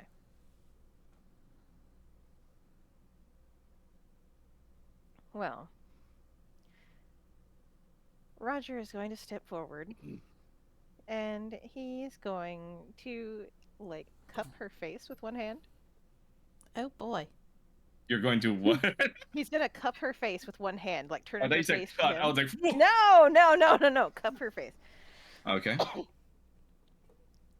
And he's gonna say, "Well, of course, we must keep the princess happy." You see, she holds your hand that's cupping her cheek, and she says, "I knew you'd understand. You're already so much better than the last princess." So Roger's gonna pull her into a hug. She envelops herself in your hug. And Roger's gonna take a big fucking risk right now. Oh, no. He's gonna try to jam that whittling knife he's got into her ribs. Oh You're no! what? He's gonna try to jam that whittling knife he's got into her ribs. Oh That is a big risk. Ooh. Oh, no, what? Couldn't hear over Paul. He's He is going going- to stab his whittling knife into her ribs. That is a very big risk. Are you sure you want to do that? Now let's see. As with any big risk, we're going to make this a danger roll. Of course. As in, this roll will have big, lasting consequences depending on its result. So I put that out there now. Now, you're gonna roll for an attack roll using the whittling knife, but this is not gonna be like normal. So it's going to be just a flat D20. Okay. And since you're trying to be sneaky about it, I'm gonna let you roll sleight of hand to try and supplement that roll. Now, if the two results meet the number quota that I have set, then this will be successful. Okay. Which something will happen if you do so. But if you fail, something else will happen. Okay. Sean, you scare me sometimes. Danger! Now, roll a d20 first. There's the Oh, D20. no. Do you wish to keep that roll? I'm actually going to, since I believe, yes, I do still have luck points. I'm burning a luck point. Doesn't he also have determination stuff? Like, He does, if he wishes to use it, yes. yeah. Oh, I was about to say, did it back with Oh, do you wish to keep this? We're gonna keep it. And now roll for stealth afterwards. You mean Oh, sleight we're of doing hand? Sorry, Sleight of sleight of hand. hand. Sleight of hand, sorry. Sleight of hand. 36. Nice. 36. Nice. Now, I'm going to describe what happens. Okay. Death. For whom, though? Who knows?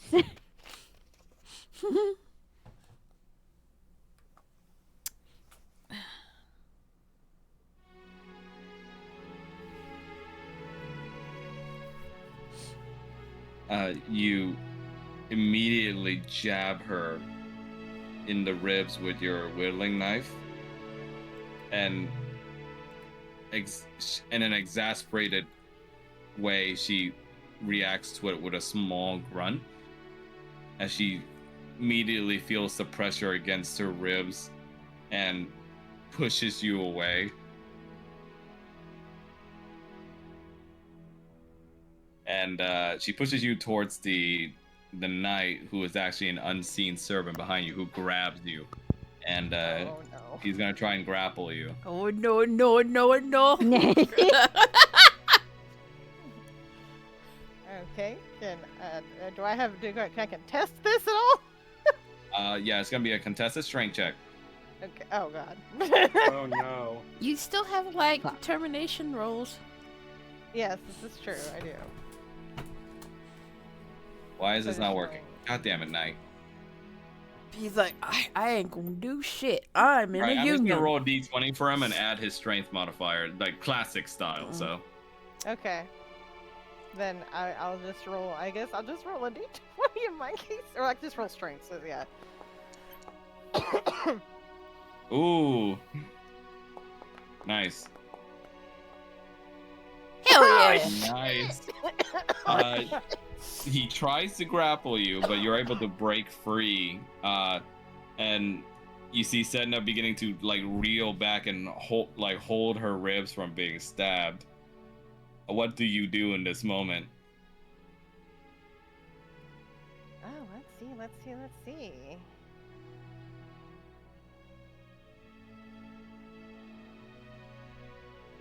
Does spellcasting still work? What you say? Would spellcasting still work?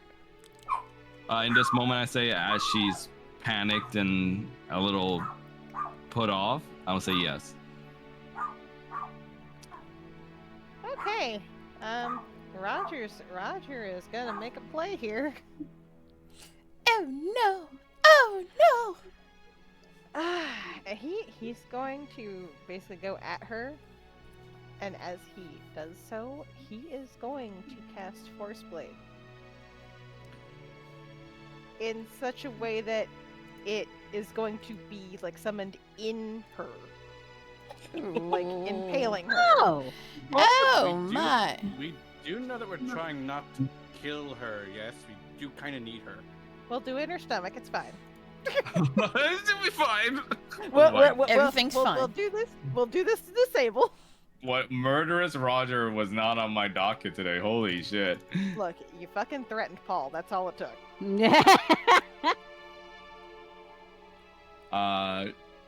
You try to do so, and she's gonna activate one of her functions here. Oh no. you ain't counterspell.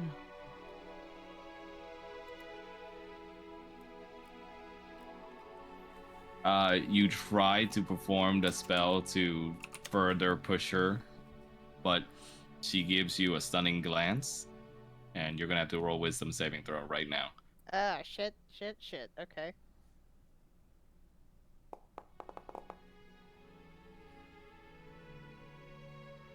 Oof. Determination. About to say, Yeah. can I do determination? What's Actually, let me think. my... Actually, you gotta think about this for a minute.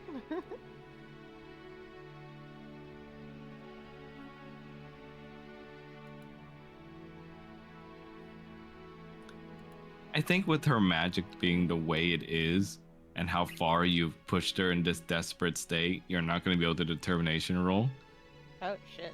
as she stuns you in place, along with everything else that trapped in time. And she just looks at you and goes, "How dare you? You're not a prince at all. You're a monster. Fine. You want to be one so bad.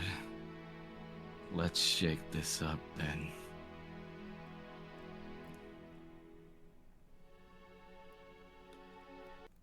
Oh boy.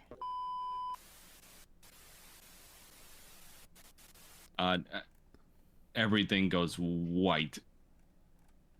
And before you know it, you and your friends are warped to another reality. I love Lucy. Oh boy. What? She said black So it's and funny you white. say that, Mel. What? Oh, What? no. So it's funny you say that, Mel. Why? Where are we? What the fuck? What? When you guys open your eyes, you see a quaint little neighborhood in medieval land, with like text overlaying the screen, as a Fulmouth as the father-in-law. Oh, And text saying Kanan as the big brother. Oh no. I hate this. And you see one little text narrative that says, and featuring Roger as the pet. And you guys see now Roger has been reduced to being a red horned dog.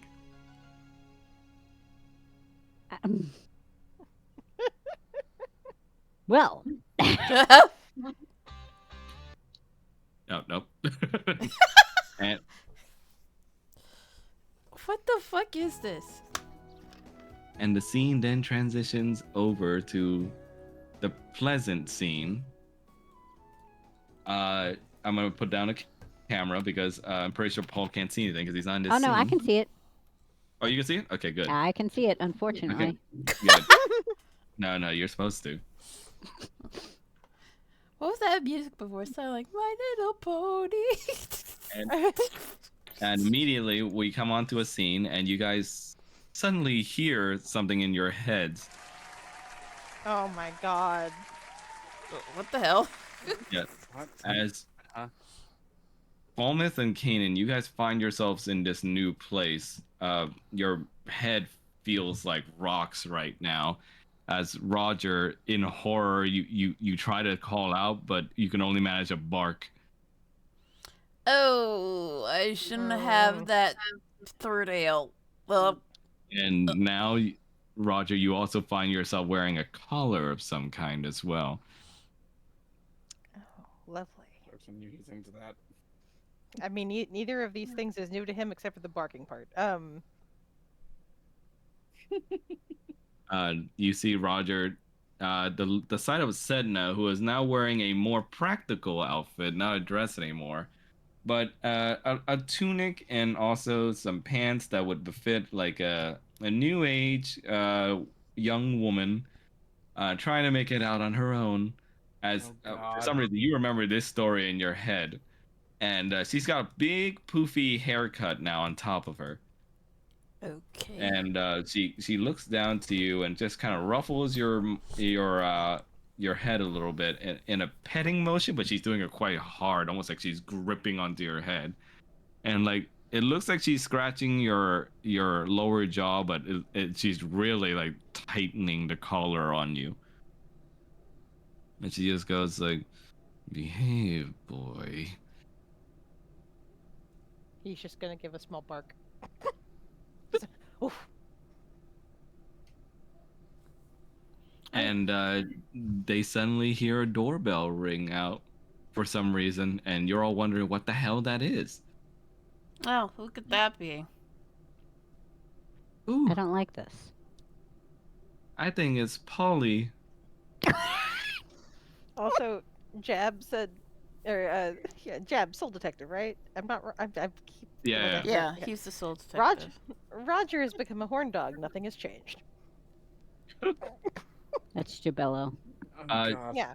She opens the door in a manner that's like very performative, like they do on TV. And Paul, you find yourself now standing there before the door wearing a leather jacket with like a fancy pompadour hairstyle, and also black pants. And unfortunately, you do not have your prior memories. Do I You have a now- boombox? Sure, you can have a boombox. You know what? Sure. In medieval town, you have a boombox. And the minute you come on screen, Paul, you just hear the applause as you're slightly making sure your hair is okay. As you see Sedna gives you a big hug. Oh, Polly, you came.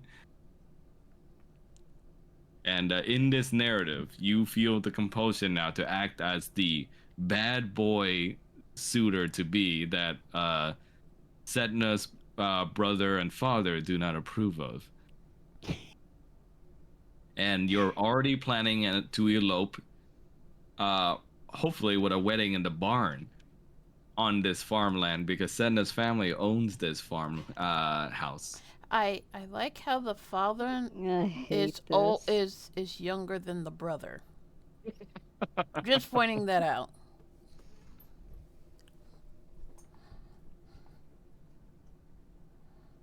I hate this so much. Yeah, when she hugs you, you just hear. Oh god. I hate this already. I hate this. What's I hate hilarious is that this. you guessed my twist a little bit, Mel, but even though you didn't intend to. Well, Yeah. You don't think I knew one of you fuckers would try something so dangerous at this point? I had this as a backup plan. well, it's just. Oh, you said black. One, you threatened Paul. Two, Serafina pulled that bullshit on him. Oh, I know. But I was just like, well, time for the contingency. Pulls cord. Scene change. And she looks at you and goes like, oh, Polly, but you really shouldn't be here so early. I mean, they're they're still waiting for you in the lobby, and I don't know how they're gonna act around you. Paul's just gonna shrug and be like, had nothing better to do. What a bad boy. What, they got a problem against rad dudes? Yeah, Roger, you as a dog, you still unfortunately keep your memories almost as like a jab from Of course. Sedna. And you kind of just walk on your fours over to near where the door angle is here, and you see Sedna plant a big kiss right on Paul.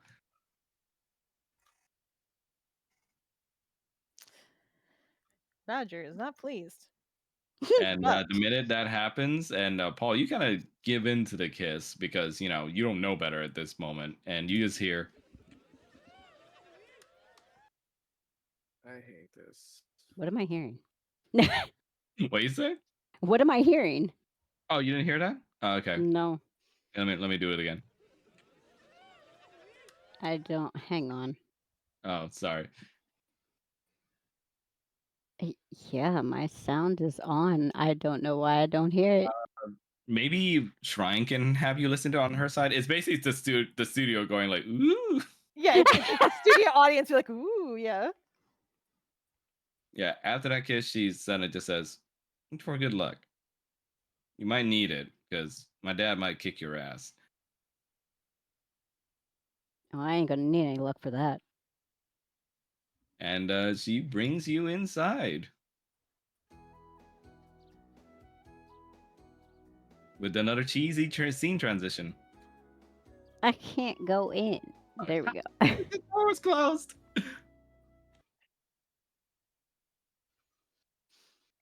So, Papa Fulmouth, you and your oldest son, Kanan, bear witness to someone who's rather not welcome here. Paul, or as known by your rather stubborn, forward-minded daughter, Setna refers to Polly. Mm-hmm. Oh, look, it's No. the dick-haired dick bag. Those are pretty strong words. Yeah? Oh, sorry, go on. It's like, yeah, what you gonna do about it? I don't have to do anything about it. You don't seem to be doing anything about it. Mm-hmm. Only because my little sis is here. Paul's gonna just grin and put his arm around her. I know, isn't she great? He's gonna scratch the table with his claws, looking pretty pissed. I'm just gonna go over to Paul like a a happy master welcoming its dog. Welcome a happy dog welcoming its master home. My God, I almost said it backwards. Paul's gonna reach down and pat him and be like, "Oh, so you kept the mutt." Roger's just like, my fucking God. Yeah, Externally, just and then you see Paul start to touch your family's prized dog. Hey! Keep your hands off our dog. You didn't seem to like him last week. I don't care. Keep your hands off him, or we're gonna have problems. Paul's gonna stare directly at him and just pet Roger again. Roger's just gonna lean into Paul's legs. He's gonna slowly approach him. Seems to like me more than you. You got some nerve, He kid. said, just look at the screen and goes like, boy, these guys are sure fighting over the dog more than me at this point. You hush. This is man's business.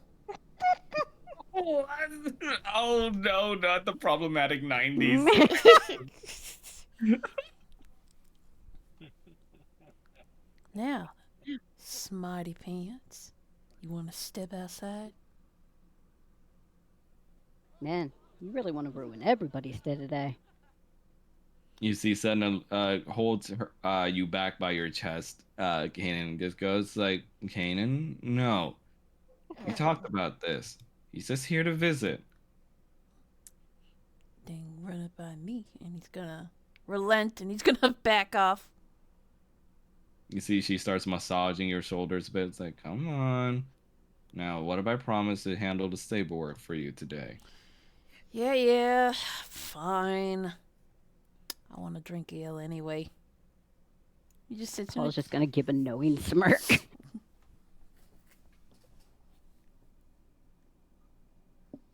You see, then she looks over to Falmouth. Daddy, are you gonna be okay? You know I don't like him in my house. Oh, Daddy, come on.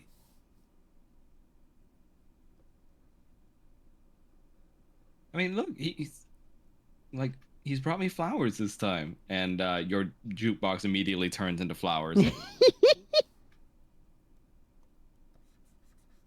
Yeah, wasn't that nice of me?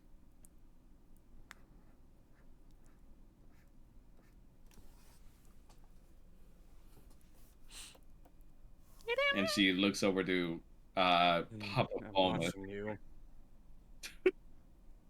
Yeah, he gives you a rather knowing glare and observant one at that, Paul. Paul's just gonna be like, "Don't worry, Pops. I'm only gonna be here for a while." Pops.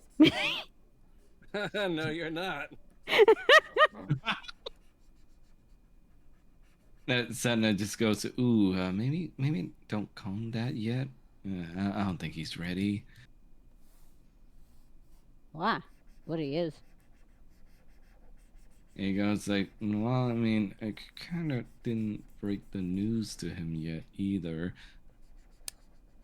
Oh, damn. Sorry. That news being. Oh, well, nothing, Papa, nothing.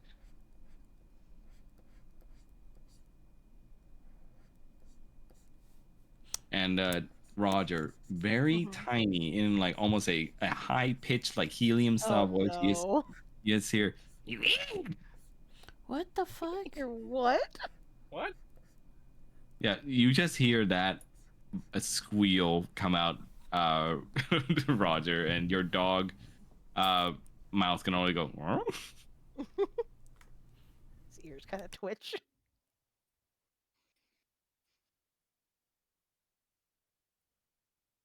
And Sedna just kind of looks at the screen and goes like, it looks like I'm gonna have a problematic wedding soon. Okay, Clarissa. I used to watch that show when I was little. I loved it. And she just holds Paul's hand and goes like, come on, I mean we can talk out back, you know, remember with the little thing we got planned? He's Wait, what marrying thing? you over my dead body. No, we're not getting married, Papa. We're just going out to do some other kind of ceremony. It's fine. Don't worry about it. I told you we're just making a big announcement in the backyard. It's a weird place to make an announcement. We're having a barbecue. Yeah, barbecue. Just, people, there needs to be a lot of seats for a barbecue, right? You can't just eat some ribs just standing. Uh-huh. Not with the kind of ribs we make, right, bro? Uh huh. Sure. Now, come on, Polly. I think this is going to end up being a very special episode. It's the end of the season. Who shot JR? It's the series finale.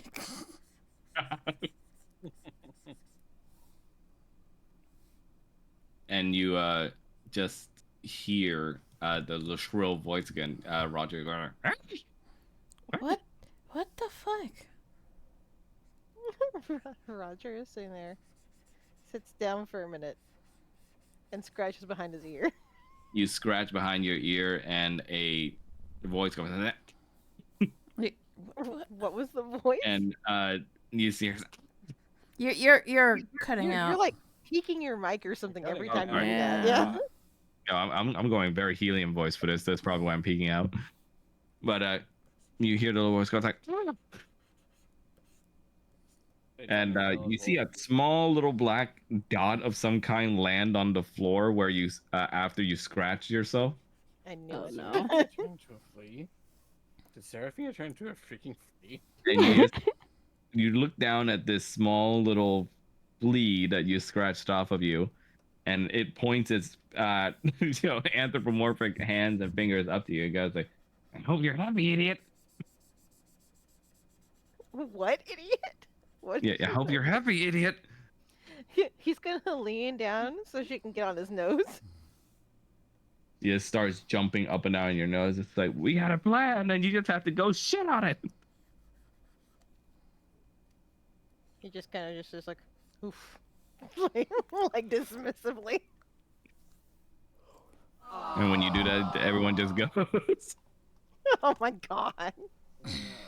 And she just see Seraphina goes like, and for God's sake, stop doing that. I've been hearing those weird noises all morning. And she just looks at it and looks around. Morning? Oh gods, I'm losing my mind. He's gonna narrow his eyes at her slightly. And just go. Woof. Oh, for fuck's sake. She turns on and speak with animals. Why am I bloodied? She turns on speak with animals. So why am I bloodied? Hey, why are you bloodied? The fuck? I'm literally at 0. You just set me to 0. Oh my Oh, I god. must have Seraphina killed him. really pressed some kind of fucking macro. Hold on. Whoop. Seraphina was so pissed. There you go. Sorry about that. Seraphina just starts being on. Now fucking talk, you dumb idiot.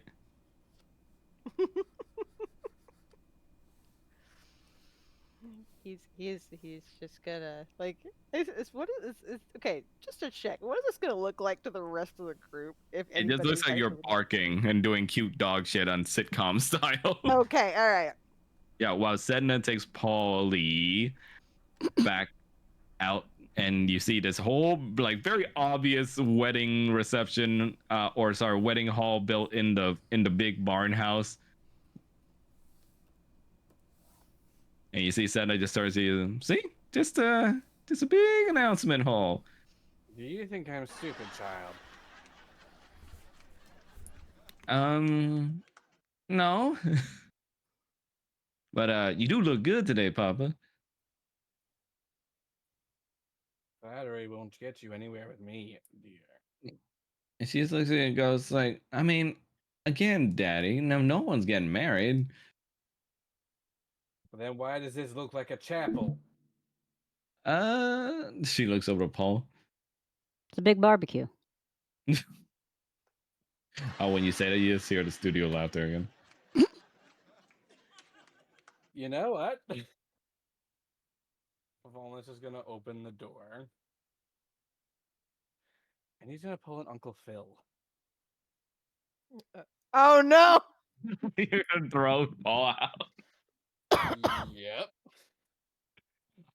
So this is gonna be an attempted. I'm gonna count this as an attempted grapple on Paul. So this will be a contested strength check. Oh, great. I guess I gotta do a strength saving throw or just strength? Just contested strength check. Just straight.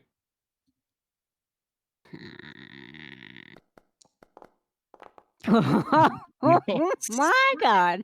Accurate. Oh my god. Damn. He Okay. really throws him out. On a nat 20, you literally throw him like the farthest distance you can, and you just hear Paulie go, Doppler effect of Paul. and it just goes like, Daddy, Roger's I gonna try can't to run out. believe you. Roger's gonna try to run out the door before it closes. Why not? Now you Told got you the not pooch stupid. all, and now you got the pooch all spooked. Now, yeah. Now, Roger, go fetch. Oh no. Am I going to go fetch Paul? Is that what I'm fetching? Yeah. Okay. Just runs. And you see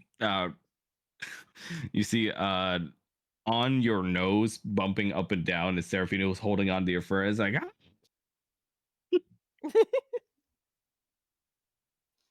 look, can you stop fucking moving, you big four-legged idiot? he's got to speak with animals. He can talk to her, right? So Yes. just get good.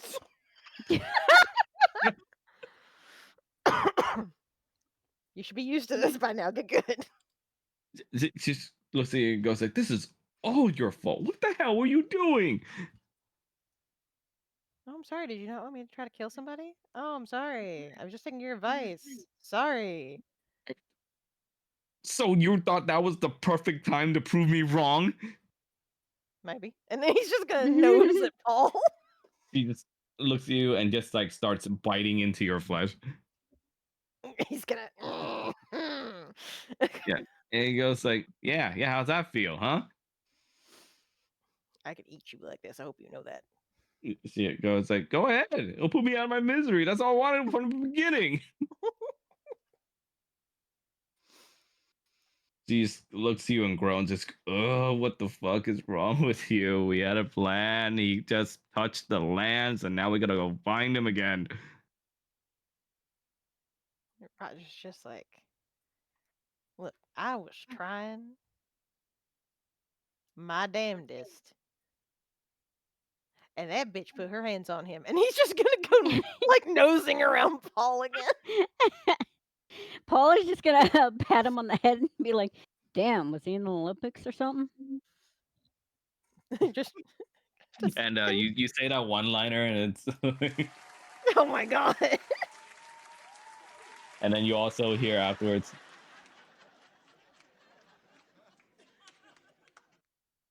Oh my god. and you see, Serafina just goes, looks around and goes, what the fuck is that laughter coming from? Do I look like I know? Have you seen this lady? She's crazy. See, it was well, just never would have happened if you didn't fucking try and stab her in that moment. I mean, again, appreciate the bloodshed. I'm almost proud of you, but wrong time. He's just like, he's just sitting there, just like, well, you know, bitching me about it isn't gonna fix the problem. And she bites you and goes, it'll make me feel better. Does it really though? And immediately when you say that, or in through your barks, anyways, you hear a very loud static, and when you look near the tree stump here, you Oh. see the roots of one of the roots of the tree stump. This one here looks like it's covered in white noise static for some reason. It's a glitch in the Matrix. He's gonna blink and he's gonna. Okay, so he's in dog form. So sorry, Serafina. He's gonna blink and he's gonna do that thing where dogs. Have you ever seen dogs try to like rub their face in their paw? Yes. Like he's trying to rub his eyes, but of course she's on his face. She's gonna say, what the fuck are you doing? Stop. She's just like, you don't see that? She's gonna see what? She turns her little body around and just squints her little tick eyes. Oh. She does the dog, the hunting dog point maneuver. Yeah. She looks at it. That's might be good news. Do you think so? She looks to you and looks to your big dog eyes and points up to it again with her little flea hands and goes, "Okay, look. So if there's any good thing that came out of that, you at least got to hit in on her. And if she doesn't know healing magic, she's probably wounded and is hiding it somehow. That would explain the little, I guess, blotches we see here. Look, something of this caliber needs a lot of concentration." And that's a little bit hard to do when you just got stabbed in the ribs. Yeah, well, you couldn't finish the job now, could you? I was trying, okay? You couldn't have at least waited until she wasn't done freezing everyone in place. Look, she had her guard down. I thought that was a prime opportunity. She rubs her little brows. Okay. So if she's still wounded, that at least is affecting some things. Unfortunately, you're a goddamn mutt now. So we're gonna have to find a way to really drive it into her this time. But you're probably not gonna be the one to be able to do it. I mean, I still got teeth. So you're gonna have to try and figure out how to get everyone to come to their senses while you're like this. Hmm. And Polly, this entire time you've been sitting on the grass, kind of adjusting your pompadour hairstyle. You've been seeing the dog just constantly bark and run in circles. At least somebody's having a good time. And hearing that, Roger, brings your attention to Paul. Roger's gonna immediately run over and like kind of do that, the happy dog jump like on him.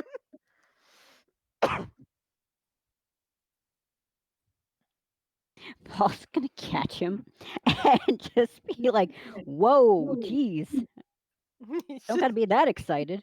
he's See just dancing Seraphina up and near your eye just starts punching like against your fur and just goes like, "Do whatever it takes. Get him to realize and remember." Paul is gonna notice the little fleck and just be like, "Hang on, boy, you got something on your eye." Grab Seraphina and literally flick her. You just hear the smallest. Ah!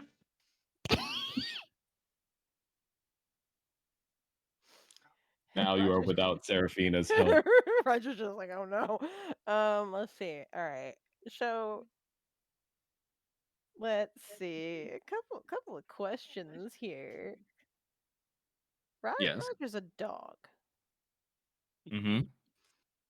Does Roger still have his tattoos? Yeah. Huh. Interesting. I'm gonna say under the fur, yes. Okay. All right. Let me see if I have other questions here. One second. I got to think about this for a minute. Oh. Um.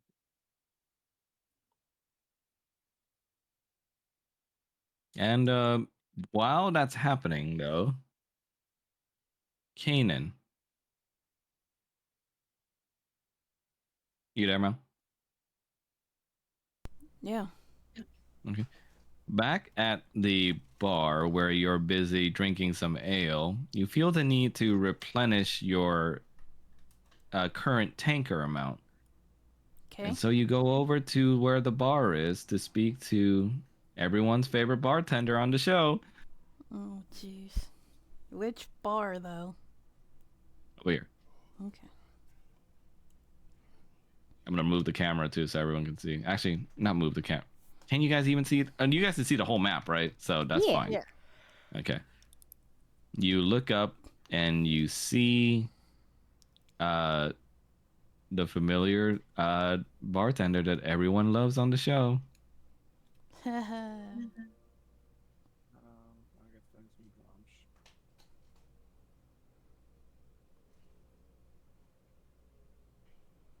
Oh. Hold on, Hey. let me turn off some effects. Beep. That's mean. Oh no. That's mean. That is mean. You see a bartender dressed up in big formal garb. She's cleaning up. She's way taller than you. She's cleaning up a glass mug, and she's one of the characters that the fans have been really shipping with you for a while. And you guys have really teasing ship moments, but you just, as far as you know, just have a small crush on her. Hey, And her name struggles to bring back to your mind, but you remember it starts with an A, and when you try and speak it, you're immediately censored and your brain starts to hurt a little. ouch. And she just goes like, "Been fucking drinking too much, I keep telling you." Nah, I'm good. I'm just She slams the empty mug, now cleaned, onto the table, which makes you like kind of jump a little Oh. in an excited way. He goes like, "Told you your pretty boy little ass can't handle that much drink." Nah, I'm good. Uh-huh. What was your name How many again? fingers am I holding up? And she holds up like her middle finger. 1, which is all I need. She just goes like, ugh. So, mind, filling my tankard? Pretty women? What's the Pretty lady? magic word? Please? Hell no, that ain't my magic word. You don't remember what it is. Sexy lady. That ain't a word, but that's one of them, so sure. She pours the ridiculous amount of alcohol from the little keg from the nozzle down onto your mug. Thanks. I really And needed this. your hands start to brush up against another a little as you try to take the mug from her, and you just hear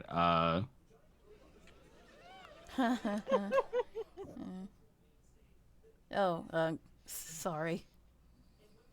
it goes like, Actually, why are you no. apologizing? You know, I don't know. I just don't want to get beer all over your lovely hands. What, you trying to be nice to me now that you got your drink? No. I'm genuinely thankful that I get to sit and talk to one of the meanest girls in the entire city.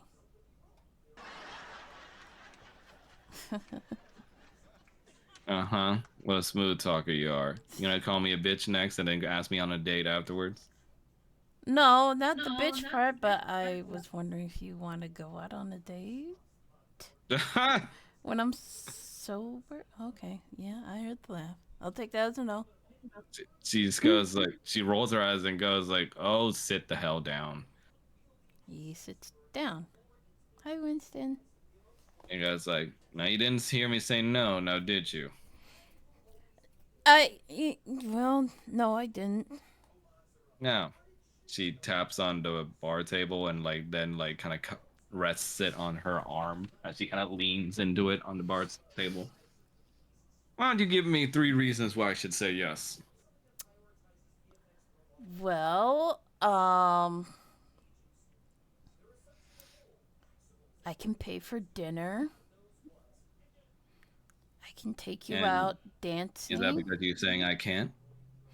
No, I'm offering. Hell, I think I have more money than you making all these tips. In any case, I would still offer. Maybe take you out dancing or Dancing? sparring, whatever As, tickles your fancy. do you know me? No, but I feel like we've known each other for a long time. Ugh. Nice moves. I mean, if you All want, right. if you want me to go Third away, reason? I just like looking. I just like looking at your pretty face. Oh God, dude. She just goes,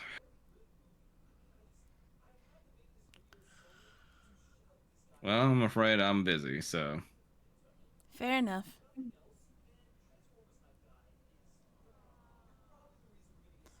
Damn, He. why is that coming out so quietly? It's fine.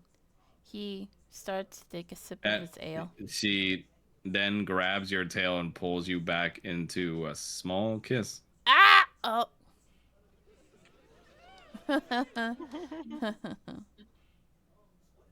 I'm busy today, but you can take me tomorrow. Don't Yes. be late and wear something nice. Yes, ma'am.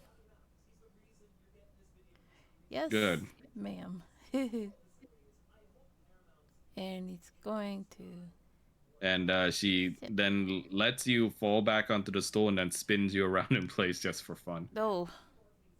Oh, don't do that.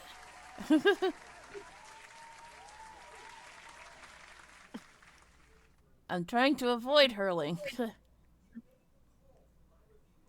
And you see a back to between Falmouth and Setna. He just goes like, "Daddy, that was so rude."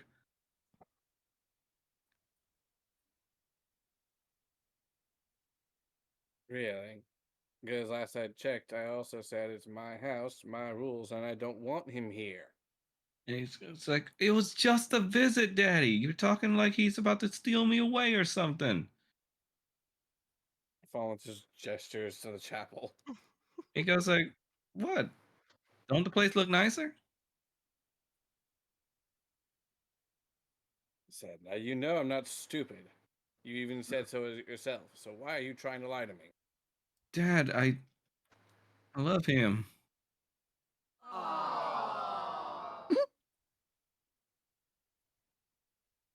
Okay.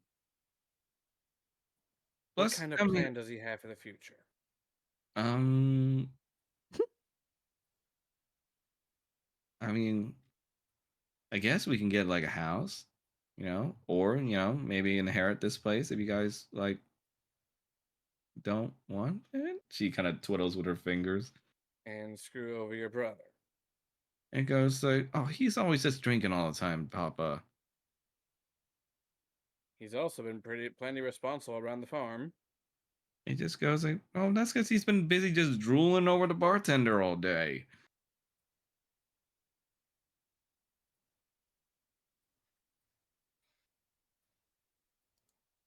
He just goes like, "I know you want me around, Papa, but I mean, I gotta have my own life."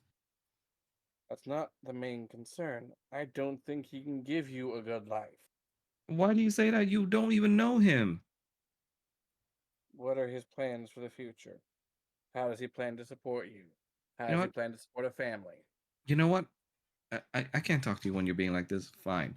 Y- What? You can't talk to me when I'm being logical? Yes, because when you're being like this, you're just talking over my concerns all the time. You know what? If you want to know about his plans for the future, why don't you just ask him instead of throwing him out the bar next time? And she just storms off.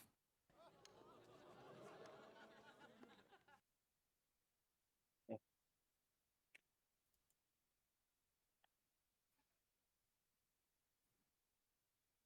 girl is going to get herself into trouble if she goes with him.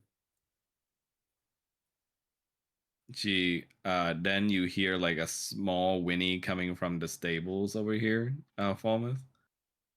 Oh, my heavens.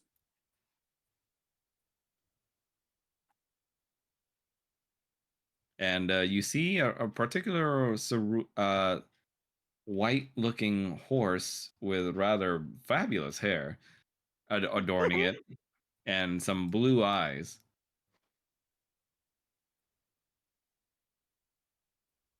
And I don't think you you look upon it, and it's like one of your stable's favorite horses.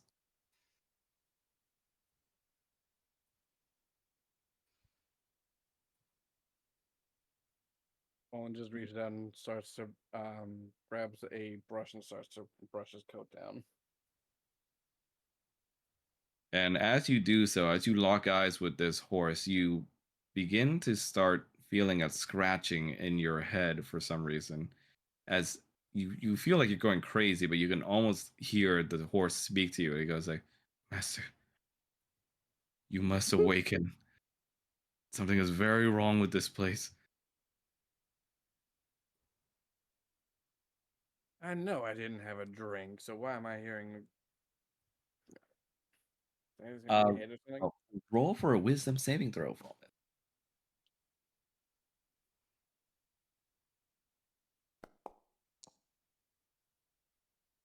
Nice. You start to remember certain images of your companions and even with Paul, who in your mind was supposed to be just a no good like little brat who's trying to get in good with your daughter, but you remember fond memories of learning things and fighting alongside him.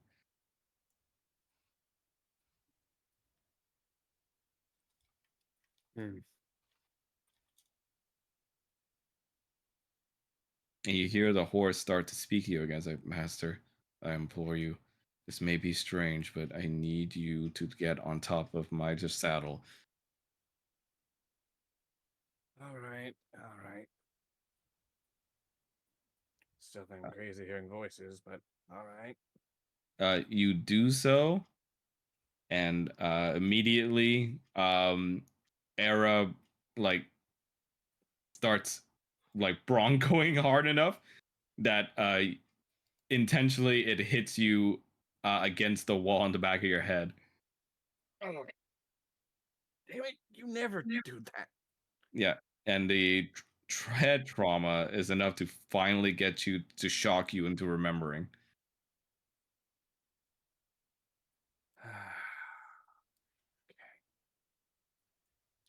I apologize, Master. It was the only way. Nothing to apologize for. I Um, seem to have found myself in equestrian form.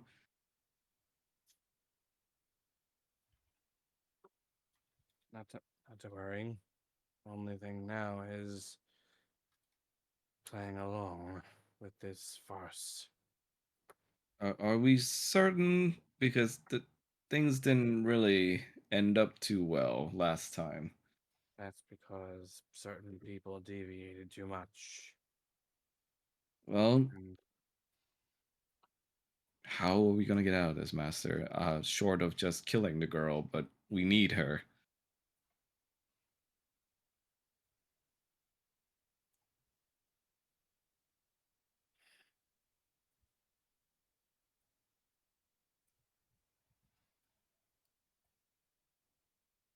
question is finding out what she really wants, what she expects.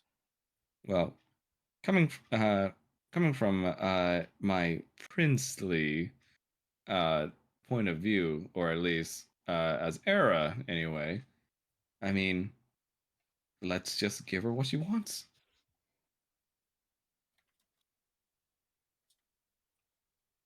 Again, it would be easier if we knew what it was that she wants. Well, sir, her narrative wants a boyfriend, yes? A happy ending? Why not Yeah, fast forward?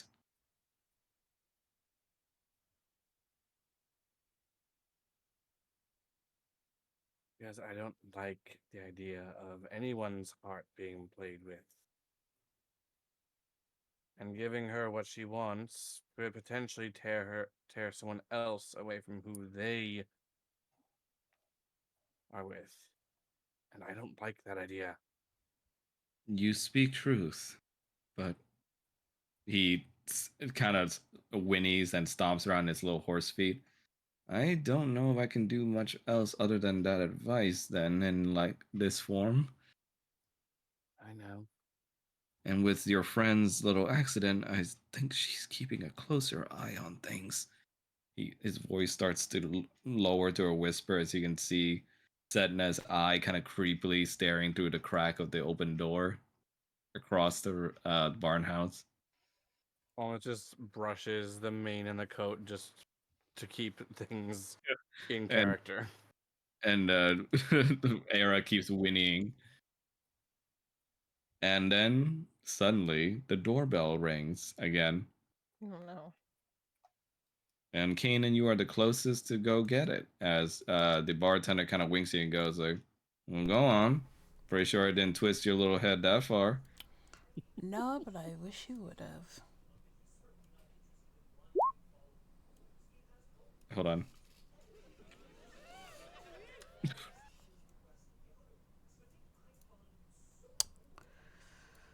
He's gonna open the door. Across from the door, you see a gentleman tipping his hat to you. Oh Oh no. no. And you see the local sheriff having brought up to your door. "Morning, sir. Hey, Sheriff. What brings you here?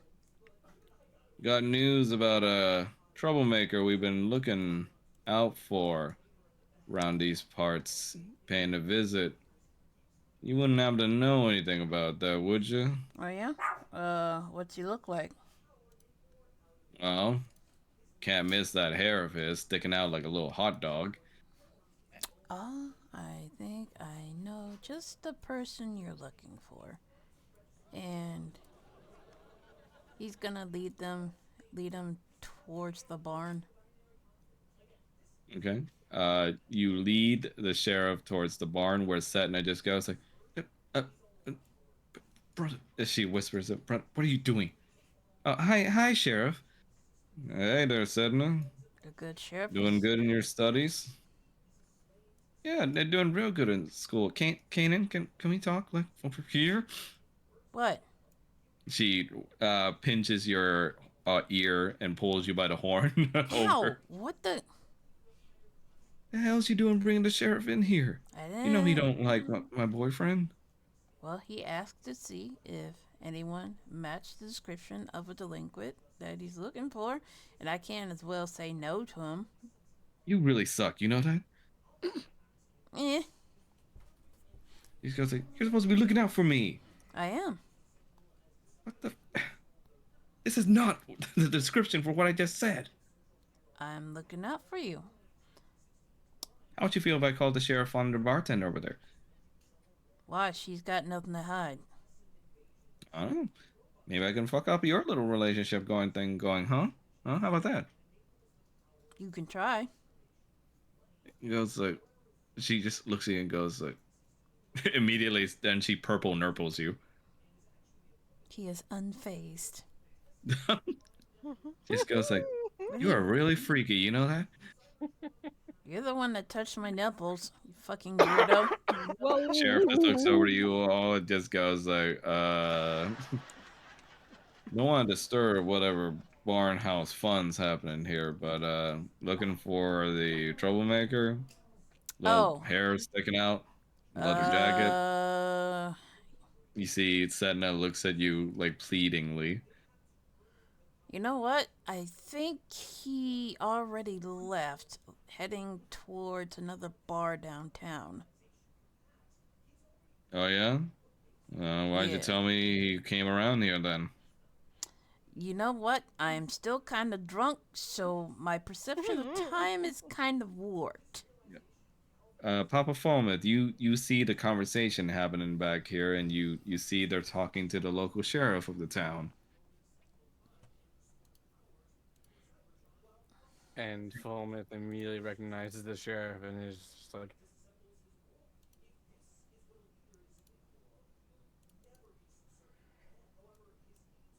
You see the sheriff looks over to Fulmouth and sees it. Like, "Ah,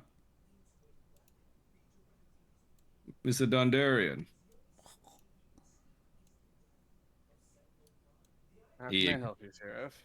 he extends his hand in a respectful handshake. Fulmouth just reaches out and takes it. "Well, you do a lot for the community, so I thought I'd just drop by and see if you happen to know anything about this person we're looking for. Leather jacket, big hair, can't miss him." Um, he was here at some point, but what are you looking for him for? It says like, "Well, caught him going to a chicken coop." A chicken coop. And Yeah. Yes, he decided to be a little freedom fighter for the chickens, and well, let's just say certain chicken coop owners are not happy. I'm dying. I just died in your arms tonight. Not I like see. that. And through the open door that's still there, Paul and Roger, you guys can see the stranger. Though Paul, to you, he's just the sheriff who's been hounding you. But Roger, you know who this is. Roger's gonna try to nose Paul like around to the side of the house. Paul's gonna kind of glance towards the door and see him and be like, "Whoop!" And that's my time to leave, and just follow after. And you see, he hears some kind of rustling, and the sheriff goes like, "You hear that?" Um, granted, the horses in here are rather loud as well. He looks over the door and goes, "You usually leave the door to your backyard that open, sir?" Well, gotta let the air out from the stables, otherwise the smell builds up. You know how it is. You don't mind if I take a look out back, do you, sir? I'll be quick. Sure. Sure, I got nothing to hide. You see Sedna sees this and starts mouthing words to Falmouth. Like, why?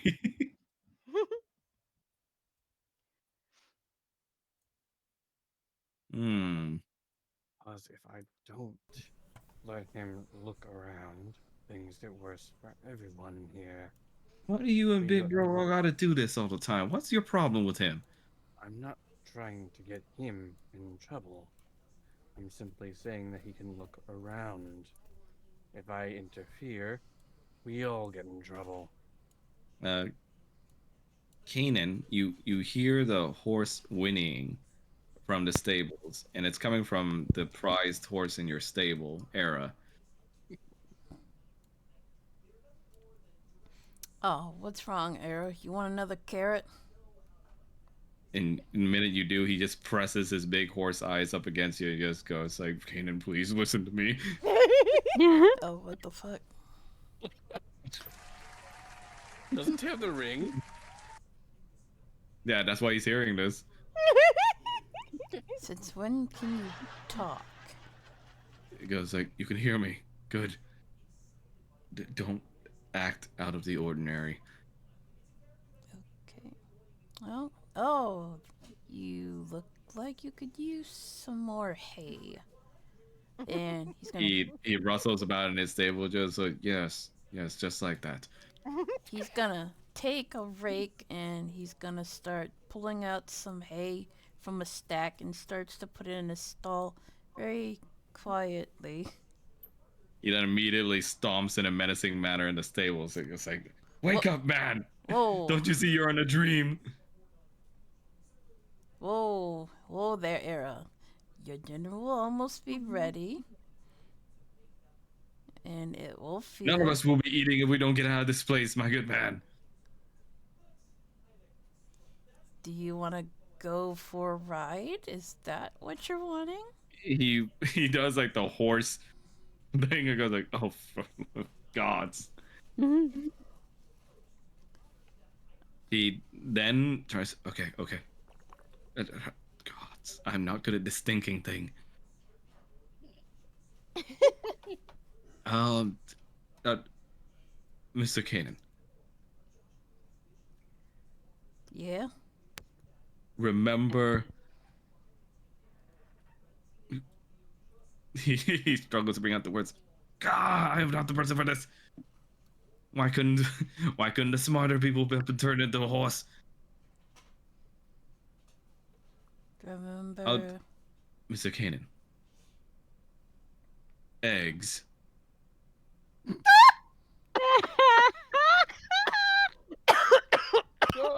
Eggs. Damn.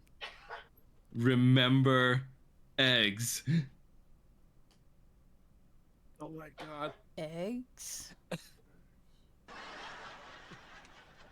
eggs. I Think don't. on it.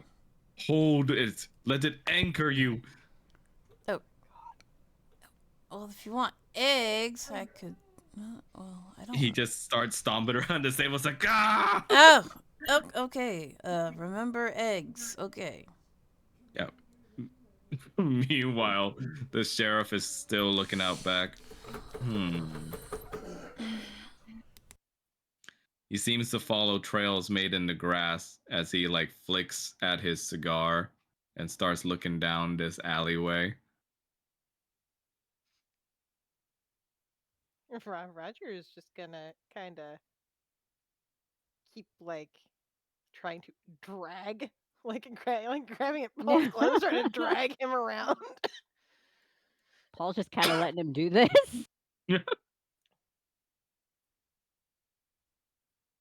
He steps around the corner just out of time before he didn't catch you.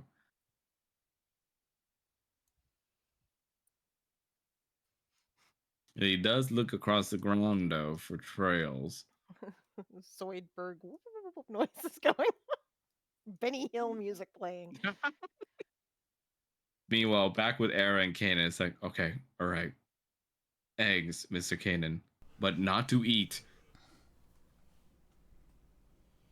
Are you insinuating that I lay eggs? Cause No, man, but yes, we're actually no, yes. I'm we're- not we're- equipped to lay eggs, but Listen to me. um, he neighs again. I'm listening. What in the world? He looks at you and just goes, think back. How does an egg get made? Well, when a man and a woman love each other, Yes. they Yes. sometimes they make eggs. Yes. There it is, my good man. That's the process we both love. Oh, wait, Now. you're talking about sex. Yes. Yes. I'm not into horses. Of course not. But think about what you are into. Women? Yes. What kind of women? Dragonborn women? Yes.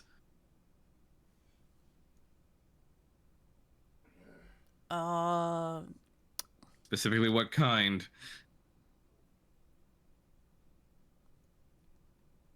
The brawly kind? Uh-huh. Yes, violent women is usually your taste.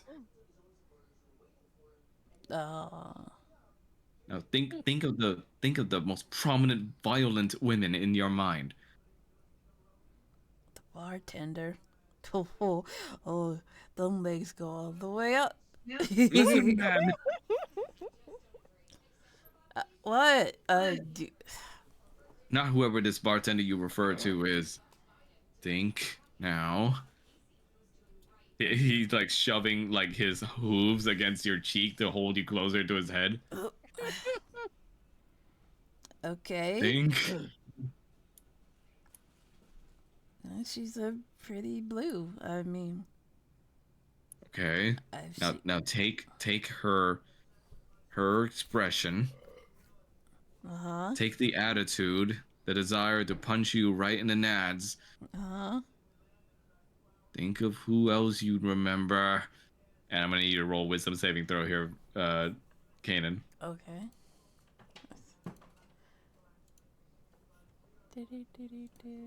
Wisdom saving throw? Yes. Okay. Wee. And you see. Oh, not 20. Oh. Oh, It's Thomas. the thought of his wife beating the hell out of him. Just... Yeah. You see this horse's weird words are finally getting through to you as the faces of the bartender and her name fully being revealed to you now, Ashera.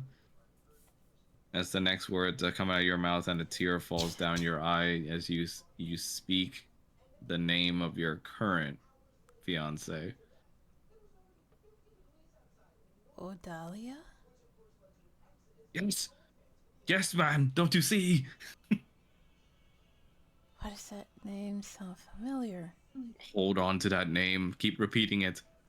Oh, oh, Dahlia. Again? Oh, Dahlia. Again? Oh, Dahlia.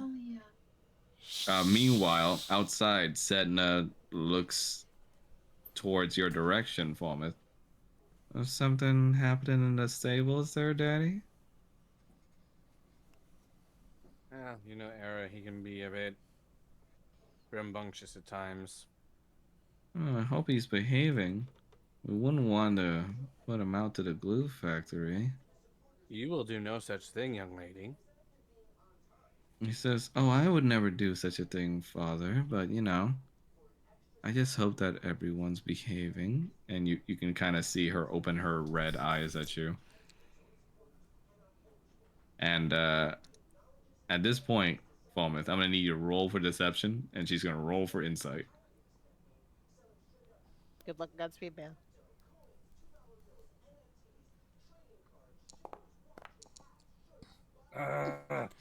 Wait, I have inspiration. I have Yes, you 2 do. pieces of inspiration. Yes, you do. Use the inspo point. Yep. And you have one in the bank. Yes. Do you wish to use determination rolls? Yes, I do. Go ahead. Or you can use the other inspo point. Either way. I'm using the determination. Okay. Nice. 21. She's going to roll for insight. Wait, wrong button. No, you have to keep it. Oh, never mind. You can keep that number. She tried to rein in whether or not you have, gone past your NPC status or not. But she's a little too distracted by keeping track of everything and holding a particular spot near her ribs and kind of wincing as she says, "Very well. Well, Daddy, I'm gonna go see what the sheriff wants, all right?" Sure thing, dear.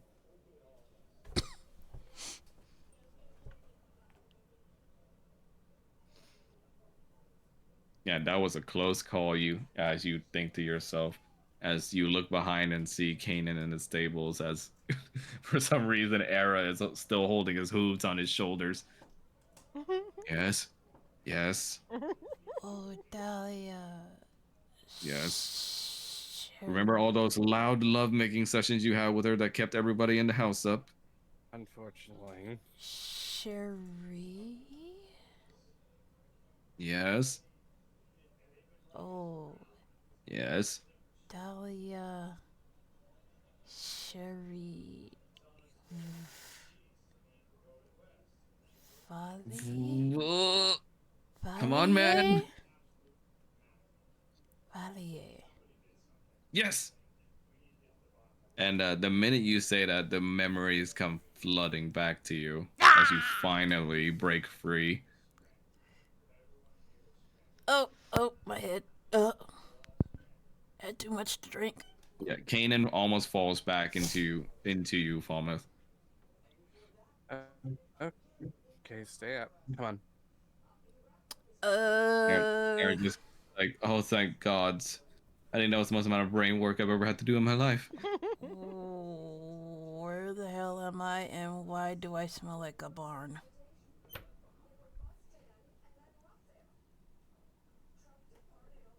Aaron just goes like, "Oh, at least you don't live in one." Where are we? In some manner of reconstructed reality. Okay. But we are bound by the rules of its creator. Okay. And he still looks confused. Do you remember the previous scenario we were in? Does he remember, Max? Yeah, you remember it's the King Kanan bits. I was a king. And I was your knight captain, and Roger and Paul was your royal vizier, and Roger was a prince from a nation who was supposedly engaged to our captor. You see, Era just Something goes like, happened. as someone who's acted his whole life, I will say you guys do a surprisingly good job. Keenan's Thank still you. gonna like hold his head. Oh Some, man. something happened to change the scenario. Something that she didn't expect. Which means that she is having a hard time concentrating on certain things. Okay. Maybe if we However, disrupt her concentration somehow. that's potentially dangerous because it looks like Roger tried doing that. Now he's paying the price. But did it work though? Not quite. Era had an idea. I don't particularly like it myself, but it may help to serve. It may serve to break her concentration longer than whatever happened with Roger. What's You that? see, Era looks down to you with his horse head. Master Kanan, you are of her blood, yes? Apparently. In these scenarios, I've noticed one thing. She keeps putting you in roles of family.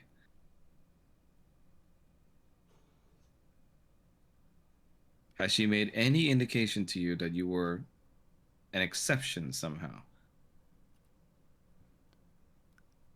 The one thing that stuck out, he's like holding his head, is something about my mother. Yes, truly. I'm supposing they mean the other mother. Yes, the other mother. Well, he looks at her. It's like, what would be the chances are you could talk to her privately as siblings then outside of the scenario? That could work, but I don't know her temperament. Well, my man, I am a horse. And We all have to. We all are doing a little things that are outside of our natures. I'd say you being a horse is quite the improvement. He looks at you with a rather lecherous face and goes like, "Why? Do you want to ride me?" Oh God, no! Disgusting. He slaps him on the nose. And he just goes like, "Point standing. Someone thing has to be done, and if Master Roger is currently a dog, then I doubt she would let me get close enough, considering I'm the enemy as a silver. I guess I could give it a go. perfect." And sorry again for using my hooves on your cheeks. Yeah, that was uncomfortable. No fingers, you see. Yeah, yeah. Any That Oh, aside, Era, what form did she stick you in last time? she says, "I was the Lance as far as I remember." Why would you? Uh, hmm.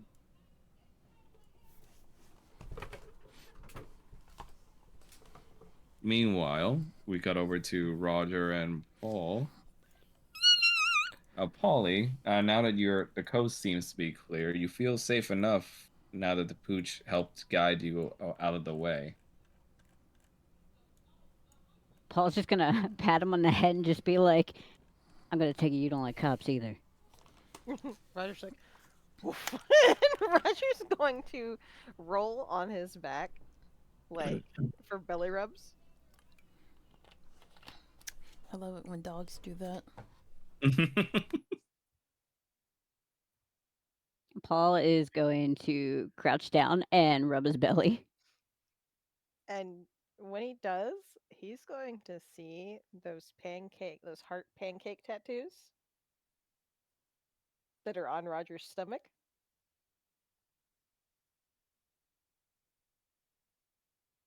Is there something Paul can roll for to see if he recognizes these? Roll for history. Okay. Nice. Nice. The sign of the heart-shaped pancakes kind of stirs something in you. You feel a little woozy at first when you see it, but it brings up fond memories of sharing heart-shaped pancakes with someone you love.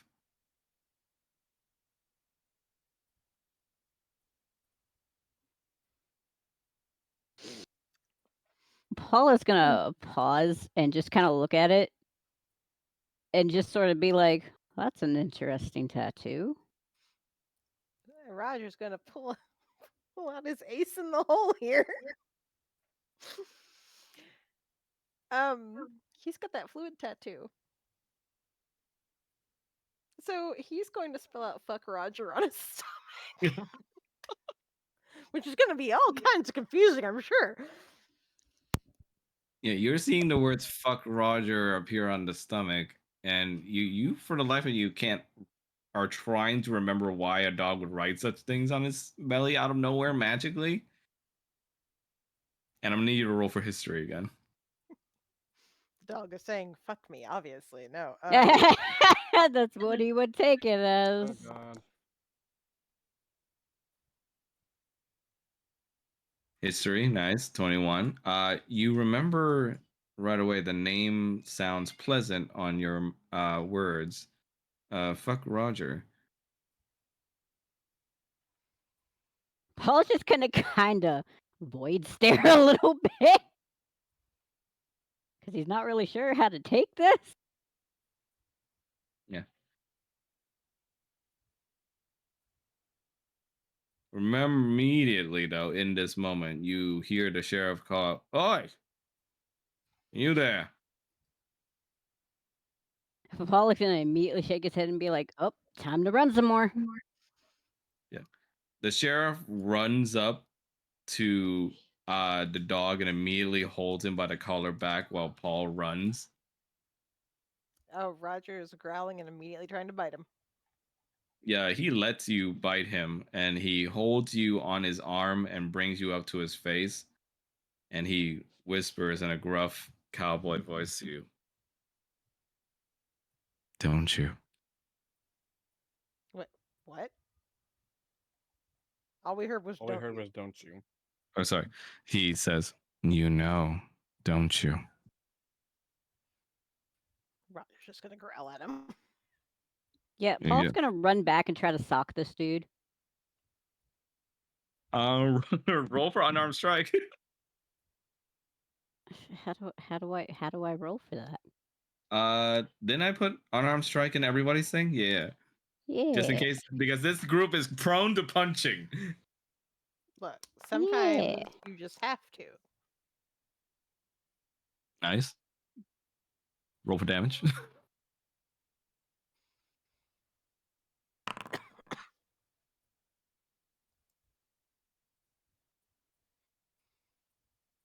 Yay.